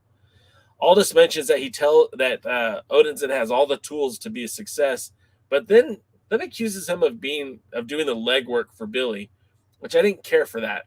I'm kind of wanting that angle to just die as it is. But nonetheless, I thought it was a solid promo. He put over how bad of a dude Odinson is, but also reminded everyone that Aldis is also a winner. What did you think about that promo? Yeah, I've enjoyed Aldis's promos in general, except for when he just talked forever and ever and ever, amen. And this was a good one. it's a reminder of why I liked him. Back early in his reigns and stuff like that. Like you, I want the Billy Aldis feud to just go away. Let's pretend it didn't happen. I don't want any type of furthering of that storyline. I don't want it to have a resolution. I just want it gone. Kind of like CM Punk in the Elite. I just want it gone. Real quick, I'm going to pause in the show because I want to show off some of the new merchandise that's available on our shop zone. The link is in the bio. I hope you guys are seeing this. I don't know if it came up or not. I'm seeing that girl. Okay, cool. All right. I'm only seeing the bottom half. Oh, there she is. All right, so we have a new Alliance Wrestling shirt in different colors. We've got yellow, pink, green, orange, and blue. So if you like the Alliance but would like to represent a different color, we got that for you. If you're interested in a bathing suit for your honey because you just can't get enough of the Alliance Wrestling, we have one of those available for you now too. It comes in all sizes, from extra small all the way to XXX. So, I mean, if you were so inclined to buy your sweetie a bathing suit, or, maybe you want to wear one, I'm not here to judge. We also have the We Are the Alliance shirt, and this is several different languages of basically saying the Alliance, which I thought was kind of cool, and I designed it myself. So if you like it, tell me how cool it is. Also, we have a new cap, and I just ordered one of these for myself in the black and red style. I think it's actually very attractive. And we put the logo on the side corner because, well, that's what the cool kids are doing these days. And we also no one's ever accused you of being a cool kid. We have the old sleeves shirt that's been around for a while. You can get it in several different colors. I prefer the hunter gray and the heather, the heather gray and the heather red. Because I'm not seeing anything but just the information. Yeah, it didn't come up for whatever reason. I think, you know what? I just got suspended on TikTok Live for being a bully and harassing. I don't know how the hell I could have bullied and harassed somebody. Maybe it was me. Yeah, maybe. Although I don't know who I bullied and harassed. There was nobody even watching it too. Well, I hope we learned something very important about TikTok now. Yeah. Okay. Anyways, more products. The coffee mug. That's a good one. You should all have that one. And then, of course, the original T-shirt. And then, of course, the 2020 style. We have this one. It'd be nice if these graphics came up, but they don't. Then we have the sweatshirt. Of course, the original ball cap that I wear right now. And then the new one is the beanie, which I think is really cool. That also says alliance-wrestling.com. Anyways, I just want to share that with you guys in case any of you were interested in buying some new merch. And if any of you buy your girl the swimsuit, I want to know what her reaction is when you give it to her. I bought one for my wife. Well, your wife doesn't count. No offense to Michelle, but she's married to you, so she's either going to hate it or love it just because it's related to you. Oh, she's going to love it. So, somebody like Tim out there who recently married, he needs to buy his wife a wedding gift of an Alliance swimsuit, and then I want her reaction to it. Dave Scooby wants to see you in the bikini. I'm too fat. Although it'll probably do my boobs well. So. Oh, God. All right, we're done talking about that. Going back to the Odinson talk, wrestling with the MMA, Jeremy says Odinson is a diamond in the rough and could definitely benefit from an Aldis rub. Which I agree. I think that's a great feud for Aldis. I think it's a great feud for Odinson. Imagine imagine the kind of rub that Odinson will get if he goes over Aldous in this feud. I mean, that puts him right in line for a national championship or TV championship, wouldn't it? I would think so. Question. Yeah. We live in an era that doesn't do a ton of rematches. And so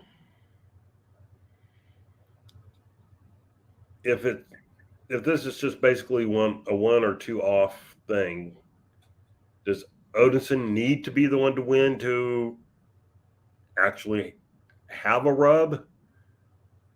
Or if Aldous wins, just that he was in the ring with him, the Triple H mentality. Just being in the ring with him gives him a rub. Doesn't matter if they lose flat on their back staring up the lights. I think at this point, I don't think losing to Nick Aldis hurts anybody at this point, but I don't know that it helps anybody either. If you beat Nick Aldis, that's a statement. If you lose to Nick Aldis, well, then you're like everyone else. So I don't think a victory. I don't think just being in the ring with Aldis is going to give somebody a rub, unless it's a great match where it could have gone either way. Then maybe. But for the most part, I don't think that's something that's going to make you a better. It might make you a better wrestler because I think steel sharpens steel. That's still true to this point, but I don't think it elevates you if you go out there and like when he wrestled Tom Latimer, right? And he had that stretcher match and or I quit match, whatever it was, and it didn't do anything to elevate Tom. If anything, it made it worse. Yeah, that was a weird booking. All right, so let's go to the next segment. And we get a pretty cool promo with Genocide talking to May Valentine. She speaks about her preparation, her Muay Thai, her Brazilian Jiu-Jitsu, her striking power, her expertise in MMA, if you will. And she says she wants to be in the title picture. And, you know, what can I say? I agree. I think she should be in the title picture. I thought this was a pretty good promo from her and basically saying, look, she'll take Camille any way she can get her, but she wants to prove that she's in the title picture. DK, what did you think about this one? Yeah, it was a good promo. It wasn't blow away, but it was good. No. And I've said this before, and Lady Frost was included in this. Genocide, to me, is that same type of talent. I think they're very, very polished. Maybe the promos could use a little bit of work, but for the most part, I feel like Genocide does exactly what you would ask Genocide to do. She can go put on a good match. Her promos aren't fire. She's not the Rock on the mic, but she doesn't have to be either. She just has to be Genocide. And this promo was good enough. It made me more excited to see the match. Yeah. Yeah. Next up, we get Joe Galley, his sit down with Trevor Murdoch. Now, again, this is where the taping inconsistency really kind of hurts the NWA because they've already announced that it's going to be a triple threat match. But now you've got Trevor Murdoch saying, well, I don't know if it's going to be Matt Cardona. I don't know if it's going to be Tyrus. And I don't care who it's going to be. I'll take on everybody. Which is, I mean, that's a great mentality for him to have. But I think this promo is hurt by the fact that we already know that it's a triple threat match. Do you agree? Yeah, it's just I don't know if this was a mixed up taping thing or just a mixed up promo. Yeah. But it doesn't come across well when they do this. No, it looks terrible. It looks bad. It's a bad look for the NWA. So, anyways, so next up, we have EC3 versus Traxx. Excuse me. So I tried to do a deep dive on Traxx, and I'll be honest, there wasn't a lot about him out there. We know that Traxx has wrestled most of his recent matches with WrestlePro, including a trip to Alaska, as well as wrestling on the East Coast. But I don't know exactly when he started wrestling. I don't know where he got his training. I don't know where he was before this. So and it's not a lot of information out there, so it's kind of hard to figure it out. He had a pretty decent look, a pretty decent build. You put him in the ring with EC3, and he kind of diminishes a little bit. EC3 is a guy who's definitely a body guy. He's built like a freight train. So it just, he had a good look, and I'd like to see more of what he's capable of. But this match was just really here to kind of showcase EC3. EC3 is on a mission. His path is to tarnish the legacy of what he's calling it, the Nostalgic Wrestling Alliance. And he's not there to make friends, that's for sure. He comes out there and Traxx gets a little bit of offense in, but this is mostly a squash match. EC3 gets out there and he takes him to the whipping shed, if you will. What the most surprising part is the fans just aren't even into this match at all. And in fact, that's a kind of a byproduct of most of the show. And again, I don't know when they tape these matches, but the crowd just seems so not into it. And I feel like that's disappointing because, seeing a new face in the crowd, seeing a new, EC3, who's like a superstar in your venue, you would think there'd be some sort of reaction one way or the other. Traxx had, like I said, a minor offense, but it was usually met by EC3 overpowering him with violence. Traxx never really got any good momentum in this match and taps out to the purpose, the Cobra Clutch. DK, what did you think of this one? I was kind of with the fans, honestly. It wasn't into it. Okay. And I'm not into EC3 at the moment. And I'm going to tell you part of the reason why. Let's hear it. This is the Matt Cardona angle, just different. Yeah, I see that. Matt Cardona came in. I'm going to save the NWA. The NWA needs me. I'm its savior. I'm blah, blah, this. And so, nostalgic wrestling, Okay, Billy, we get it. You're bringing in people who are stars who don't respect the NWA, and then you want to put them on top. That's a good point. Something I didn't really think about, but go ahead, continue. Well, again, I've never been into the control your narrative BS. So I don't need it as part of an angle. I don't need to see EC3 doesn't need to go out and have a squash match. Yeah. I mean, you're better off him not being in the ring at all than just go out and squash somebody. And I would have rather seen him have a match with somebody like Matt Taven or a match with somebody like Mike Bennett. And I know it's like, well, they're in the main event, but you could have had a match with somebody who has a little bit of purpose, who's coming from a background with a little bit more skill set than this guy never even appeared on TV before. And I know that the NWA has a very diminished face to heel baby face. Earlier, you guys were talking about the Pope or maybe Caprice Coleman. And either one of those guys, I think, would have been a much better offering for EC3 and had a competitive match where he didn't come out there and stomp somebody, but he had to fight hard to win and maybe unleash his demons to win. And I think that would have been better storytelling. Yeah, I was actually thinking the Pope while going through this. I don't know. I mean, I know you guys complain a lot of times when a tag team guy wrestles in a single match, but I would have been fine with the tag team guy here, Yeah. Maybe. And just, I don't like the character that EC3 has become. I don't like that he's basically repeating the Cardona storyline. And it would have, he has this little weird discipleship thing. This Yeah. Raven flock, as I think somebody called it in one of the past. That's funny. episodes. Yeah. And it's like, if you're going to do that, would have been better off putting one of his flock in there with, X dude and. Or hear me out.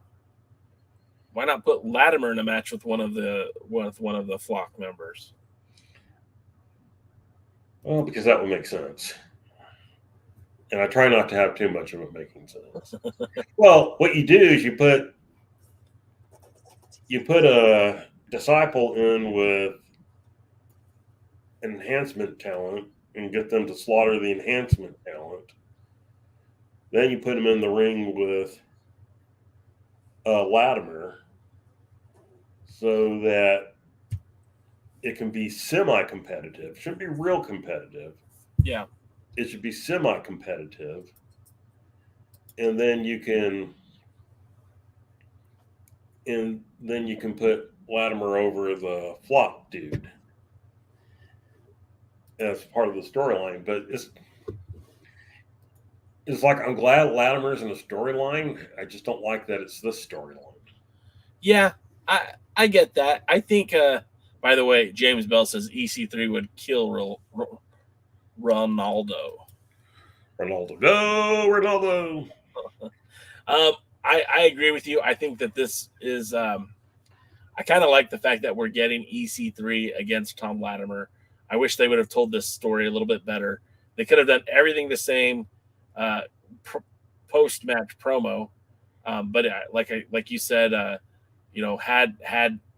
having had one of the cult members come out and fight Latimer after having a victory of his own would be a lot more satisfying, I think, than having Traxx get destroyed. Not destroyed, but beat pretty resoundingly in this matchup. So right. We'll go to the next part, and that's the promo. EC3 literally backs up to the podium with Kyle Davis. And Kyle, God bless him, he calls out EC3 for trying to goad Latimer into a match. Notes that they're just words. He hasn't really said anything, but let's be honest. I mean, he attacked him at the pay-per-view. He had this goon squad on him. So anyways, Latimer challenges EC3 to a fight. EC3 says that Tom is not controlled by drugs or alcohol, but rather love. EC3 agrees to fight Tom Latimer, but not here. This is the money promo. This is what sells the tickets. We'll see EC3 versus Tom Latimer at Hard Times 3. What did you think of the promo? Yeah, I mean, this is how you build to a match at a pay-per-view. Yeah. Like you said. Yeah, no, I'm not going to do it here. I'm going to do it. Wi-Fi in here? Yeah. I got a new Galaxy for AT&T and put my SIM card in it and got a case for it. Well, I'm actually talking right now. I need to put stuff. Oh, no, it's in Williams' room. Yeah. All right, sorry about that. We heard everything you said. We're telling the FBI. Good. I don't know what you're telling them, but good. You know. Look, yeah, I mean, this is how you sell a pay-per-view match. Again, yay that they gave us the women's match early on, but they haven't done a lot to, do it. They did at least some on this show. Yeah. Which, you'll get to. So, this is where you go. It was a good promo. The right things were said, and it was the right way to say, yeah, you want to see me, then, you're going to pay. Yeah. Which is, I mean, it's funny because he was parroting like the promos of the past because this has all been done before. But I mean, it's exactly what the kind of promo we needed at this moment. So it worked. Next up, we get Genocide versus Camille in a non-title match. I really like the way Genocide came in to look in the match, looking in the ring. She's not there looking intimidated at all. And, we haven't really seen a lot of Camille and Genocide in the ring. But this is the match I've been begging for since Camille's been champion. They look so evenly matched. The look on Camille's face isn't like super overly confident. In fact, she kind of looks a little concerned. which, I mean, it's great storytelling when just the look on the champ's face can set the whole tone. Genocide is quick to work the left arm of Camille.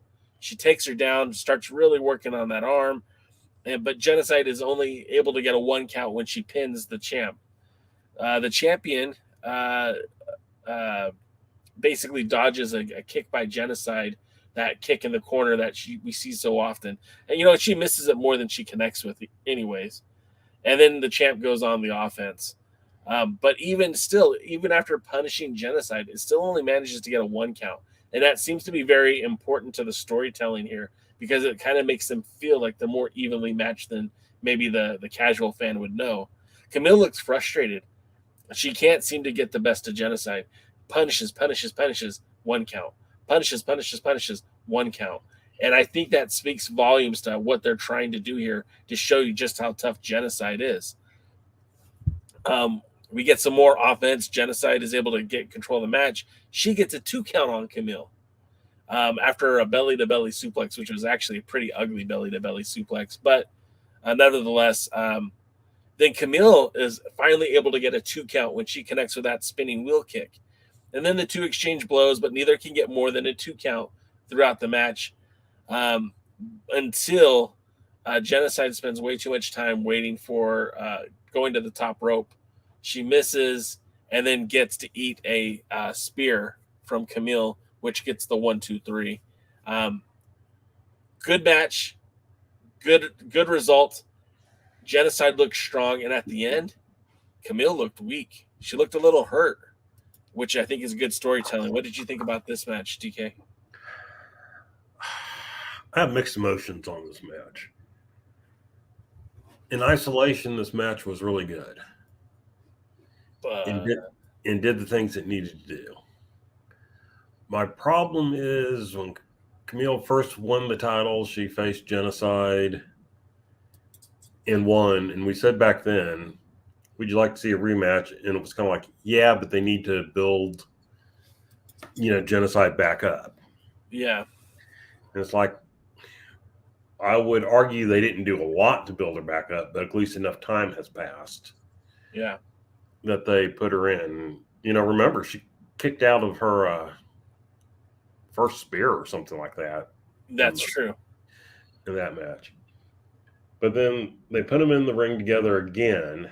It's not for the title, and Genocide still loses clean. And it's kind of like, well, do I want them to run this match back again sometime? Well, not really anytime soon. I mean, again, she's been in the ring with her twice. She's lost clean to her twice. Yeah. And so I feel like they've now taken Genocide out of a top contender position. Yeah, I can see that. And so I was not happy about that. So this is one of those things for immediate storyline and immediate gratification. It was a good. For long-term storyline and gratification, it didn't do what I wanted. I feel like it hurt Genocide more than helped Camille. They do seem to be setting something up here with Camille. And when are they supposed to? Have they already wrestled in Mexico? No, in fact, they do that on the 15th in Mexico. Okay, so yeah, I guess that's what I'm trying to figure out is, are they setting up something for a title change in Mexico? Well, again, I'm going to put my tinfoil hat back on and be the conspiracy victim here. And I'm going to say this, that what's that? Conspiracy victim? Theorist, I'm sorry. Chris Jericho flashbacks. Conspiracy theorist. And I'm going to say this, that I think the plan, because look at who's Camille has wrestled her last 3 matches against. Taya Valkyrie, Maxine Paler, Genocide. And before that, Kylan King. And each one of those women brought a different level to Camille. Camille keeps rising to the challenge, and she's beaten everybody at this point. But she's hurt. You look at her in the ring, each time she leaves a match, wrestling Kylan King at Always Ready took something out of her. Wrestling Talia Valkyrie at the 74 took something out of her. Wrestling Max the Impaler took something out of her. And then now wrestling Genocide. I don't think she's the same woman she was, a year ago when she was champion. And I would venture to guess that she's starting to break down, storyline wise. I wouldn't be surprised if they did a storyline that takes the belt off of her without actually losing it. And maybe that's why we haven't had a formal announcement yet on who she's wrestling at the pay-per-view. We know she's wrestling at the pay-per-view. We don't know that. Well, they've said who she's wrestling at the pay-per-view. Of course, Billy can change it at any moment. Well, he said that Taya Valkyrie is the #1 contender for the Women's World Championship, and that Taya Valkyrie will wrestle for the Women's Championship at the pay-per-view. But we still don't have one of those sweet little graphics that we've got now. We've got 3 of them. We've got one for the world title match, the triple threat. We've got one for the Fixers versus the Spectaculars for the the U.S. tag titles. And we just got one yesterday or Tuesday for EC3 and Tom Latimer. But we still have yet to have one for Camille versus Taya, which was announced first week after the pay-per-view. Did we have one for the junior heavyweight title? Did you bring that one up? They didn't have a logo for that either. A graphic. So again, that's one that I wish they would change. I'm just saying, tinfoil hat on. I'm just saying, I think that could be something. Perhaps that's why we haven't seen a graphic made yet, because again, Camille has been getting beaten up, and I'm not saying she's not putting out an ass whooping, but she's been getting ass whoopings too. So it catches up to everybody. Well, it will be interesting. I would not mind a title change in Mexico, and perhaps a rematch at the pay-per-view. I'd be okay with that too. So, because that would at least make it a best out of 3. Yeah, that's true. But let's get to the last week we ended the show pretty early. Now we're going pretty late to make up for it. So let's move on. We get the Fixers in the back with May, and they're going to be hosting the next episode of USA Surge. Basically, Wrecking Ball Gursky invited everyone from the WWF roster in the 1988 season. So we'll see Greg the Hammer Valentines and Hacksaw Jim Duggins and some of the wrestlers who are deceased will be there. So it'll be fun. Obviously, it was just a silly promo, but with the Fixers, everything's a little silly. Do you want to add anything to that, or can we jump to the Tyrus promo? Jump to Tyrus. So we got Tyrus with G's. Now this was a great promo, but was ruined because we already know what's going to happen. Because it was shot out of sequence or played out of sequence. We already know that Tyrus has forfeited the television title to compete at the Hard Times 3. So this moment was it got ruined. And it's because NWA production let it get ruined. But G's comes out holding the TV title. They're back with May. They're all 3 of them there right in front of the camera. And May's like, hey, it seems like you guys aren't on the same page. And G says, no, this man is going to be the next world heavyweight champion. Does a great job of putting him over. This man will be your next world heavyweight champion. But why don't give up the TV title? Just go up the ranks and win it. Win the world title. You don't have to give up that TV title. And then you get Tyrus, a fired up, impassioned Tyrus. He's already good on the mic when he's not fired up and impassioned. But he's sitting there talking about he gave up the high ground. He could have cheated to win. He could have hit Murdoch with the bell and got the victory, but he didn't. He chose to respect his opponent, and in the end, it cost him. And the last thing he says, "Won't make that mistake again." Yeah, the last thing he says to G's is like, "If you understand what I went through the last month, then you would know what I want. Just book the match." And it was such an impassioned promo. Again, I wish they would have played this promo before they announced Tyrus was going to be facing Cardona and Trevor Murdoch at Hard Times 3. I thought it was a really good promo. I think they killed it with the timing. Your thoughts? I'll express my thoughts in 2 questions. So, first question for you, Jay. Yeah. Are they trying to turn Tyrus face? It sure feels like it. It sure feels like it. Is there a real chance that Tyrus could win the world title? I mean, is there a real chance? Yes. Is it something that I want to see happen? No. But you got to remember who the NWA is booking for. They're not booking for you, DKM. They're not booking for J-Cal.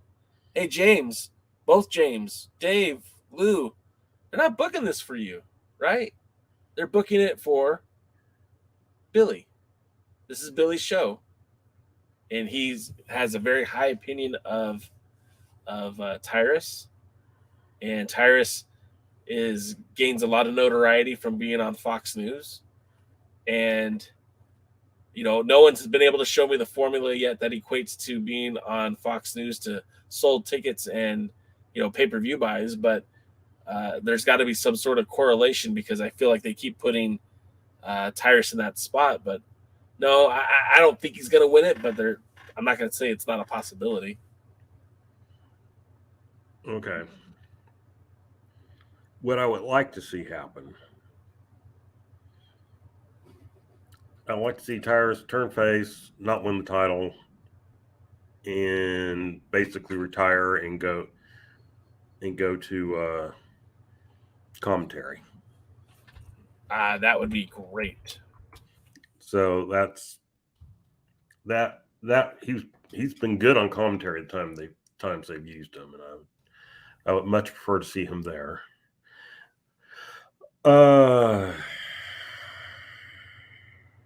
Maybe you are, Billy. Maybe you're not. We're not telling. And maybe he's born with it. Maybe it's Maybelline.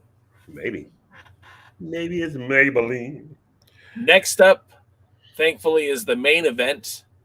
And this, again, another fun match. I like fun matches. Wrestling's supposed to be fun, damn it. So I was happy that we had some fun matches. We get the OGK with Titus, who I'm going to affectionately refer to as the former Ring of Honor champions, taking on La Rebellion, your NWA World Tag Team champions. And, you know, the former ROH champions really worked fluidly together. I don't know how many times Rhett Titus has teamed with either Matt Taven or Mike Bennett, but they gelled so well in this match. If there was a trios title in the NWA, that'd be my pick for it. They used to wrestle against each other. Yeah, that's true. You know, May pointed it out, or not May, excuse me. Velvet Sky pointed it out that La Rebellion has mostly been working heel ever since Damien's been added to the picture, which is true. Like, I don't feel like they were working heel prior to Damien showing up. So that, I mean, they were tweeners from Velvet Sky once again. And she even points out that he is Damien 666, so it figures. It starts off with Mecha Wolf taking a lot of punishment from the ROH trio, and then as the quick tags from OGK and Titus, it's, you know, they're obviously putting the hurt on Mecha Wolf. Mecha Wolf does make a quick tag to Bestia. They get in control of the match. Now Titus ends up getting a lot of the punishment. They're using Damien say very selectively, coming in for just a spot here, spot there, which is perfect. He's an older guy. You're going to expose him if you leave him in the ring like Ricky Morton or something. So just give him his limited spots. Sorry, I lost my train of thought here real quick. But anyways, there's quick spots with both sides of the tag team. It kind of stems out of control. We've got people falling out of the ring. It just gets wild. I enjoy it when it gets kind of out of hand, especially when you've got guys who can actually fly out of the ring. Bestia, Mecha Wolf, Taven, Bennett, all of them are capable of flying out of the ring. At one point, you see that Damien, who is the legal man, is getting ready to spray mist, and you don't really get it right at the moment, but Rhett Titus grabs him by the face and forces him to spill the poison mist out. And one of the more creative things I've ever seen in a wrestling match. And then puts him in an armbar and makes him tap out. I was like, hell yeah, that's the way to win the match. And that I loved it. So to me, I thought it was great. It was a fun match. Obviously, they're building towards the OGK versus La Rebellion in the World Tag Team title match. That's where it's got to go. What did you think of this one, DK? Yeah, I enjoyed it. I enjoyed it a lot. I mean, just, I like Taven Bennett and really like Titus. Yeah. And, La Rebellion's good. As you put it, they use Beastia kind of the way he should use. Damien. Oh, excuse me, Damien, yes. Use Damien the way he should be used, which is not much at all, and that's right. That's the correct way to do it. Please don't do a match between him and Ricky Morton. Ric Flair's going to manage that or referee that one. He might. That's true. They can all have heart attacks together. And so, yeah, I mean, it was fun. Fun, like you said. Damn it should be fun. I enjoyed it. The right team won. The right person took the loss. Let's get that tag title match going. Yeah. And then real quick, because I didn't get to his joke earlier in the show, I do want to do Jeremy's joke, which is, fun fact, Tyrus has the world's largest collection of Mardi Gras necklaces and takes great pride in the fact that he earned every single one of them. So, and then I'm looking for Willie's joke. I saw it here earlier, and if I don't see it, there it is. If Tyrus can't get the 10 pounds of gold, then Tyrus can be a new ride at Knott's Berry Farm. Either way. I mean, that's a win-win for the fans. It is. And so, yeah. I mean, obviously this was a better episode of Power, which, again, low bar. I would say the best was the main event, which you would want. And they did progress and tell stories, which you want. So, I mean, I would give this show a solid C+. So, yeah, this was probably the best advancement of story I've seen in a while. And had they been in the sequence correctly, I felt like this would have been a better show, because that Tyrus promo I felt was really good, and I think it would have been more impactful. But telling the stories, just phenomenal. Yeah, if they hadn't kicked Genocide out of the kind of world title contender thing by the way they did that, and if the EC3 story was different, then would have been a higher thing. EC3 drug it down the most for me, honestly. Just not liking that. Yeah, I have a little bit different of an opinion, and we didn't really get into it, but I kind of I don't hate the control your narrative group, and I feel like that's a good way to get some cheap heat for EC3. And if they keep putting him in these matches where, look, Tom Latimer is a guy who we keep saying is underutilized on the roster. A victory over EC3, I think, helped propels him into the title picture. A victory for EC3 over Tom Latimer puts him in the title picture. And if we're talking about the NWA as a whole and that world title picture right now, I mean, right now we're going to get Cardona and Tyrus challenging Trevor Murdoch. In the background, we still have Tim Storm, who has a buy-in, a challenge, a golden opportunity, whatever you want to call it. He's got a world title match. and he can cash in at any time. And then we look at Nick Aldis, who he's not going away. At some point, he's going to be in the title picture again. And I start looking at the roster of 2 former world champions, or 3 former world champions chasing the gold. Your longest reigning TV champion chasing the gold. The world heavyweight champion is a 2-time champion who beat Nick Aldis to win the title and won the elimination match to hold on to it. Where he also beat Nick Aldis to win. Right, right. And then you've got guys like EC3 and Tom Latimer who are on the fringe. It's probably the best challenges they've had for the world title in a long time. Remember when Power started being nostalgic, talking about 3 years ago, it was Tim Storm, and to a lesser extent, it was James Storm, and maybe Colt Cabana, but not really. You had Eli Drake, but was nowhere near the title picture, and should have been. Yeah, 100%. That should have been the main event for Hard Times. It should have been Eli Drake versus Nick Aldis for the 10 pounds of gold, not Flip Gordon. But as it is, we used to talk about, the NWA doesn't have even 10 challenges for the world title, let alone 10 challengers for the national title. We're starting to see more competent competition, and I didn't even mention Jack Stane or Mayweather or Clearwater or any one of those guys, Scion. And we talked, and I just gave you like 5 really adequate challengers for the 10 pounds of gold. So I feel like, again, moving in the right direction and EC3 being a part of that, I'm totally good with that. All right, so here's a question for you then. Yes, sir. If you could, let's grant the former champions and Tyrus as being top contenders. Okay. And you're saying we got Latimer on the fringe, maybe. Yeah. EC3 on the fringe, maybe.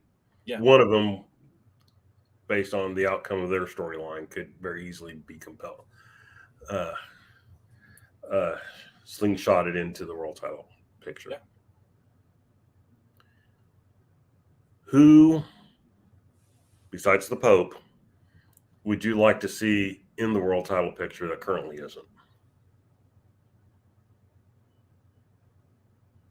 Well, for me, it's easy. It's a slam dunk. It's Jack Stane. Okay. That's who I would like. I right now would have been much happier if Hard Times 3 was Jack Stane versus Trevor Murdoch through some sort of Chris Silvio contract negotiation mix-up, and somehow he was able to get a title shot. Because I think Jack Stane is, again, we talk about underutilized guys on the roster. Jack Stane, to me, is so money. And his whole national title reign, I felt really elevated him. They didn't do a whole lot with him, but the promos are there. The entourage is there. The mink coat. Yeah, give me more of that. And Jack Stane, as, he's a big, muscular guy. He's a former world's heavyweight champion. Yes, I would love to see him and Trevor Murdoch go one-on-one. Yeah, and that's actually who I was thinking too, because if styles make fight, I actually think that Murdoch and Dane would have a good combination. Neither one of them can give you a lot of technical wrestling. No. Neither one of them. You're not going to see a lot of arm drags and arm bars and stuff. But I think that their styles would match up enough of, again, the 2 big hosses, wanting to slap the crap out of each other. And I think the 2 of them could do a Gunther, Sheamus or Dragunov type match, where they're slapping each other silly and showing red marks and everything. And so that's something I'd really like to see. I'd really like to see them do something that would get those 2 in the ring together, and preferably for more than one time. Set up something that, they could have a couple to 3 matches together. Agreed.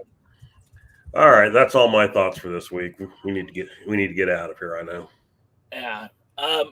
Hey guys, thanks again for being a part of our Thursday, our fan club, our NWA #fam. We do this. We do this for fun. We do this to talk to you guys, and it's so much more fun for me when you guys jump in. Chris Dog was here. We saw the return of Sean Mega.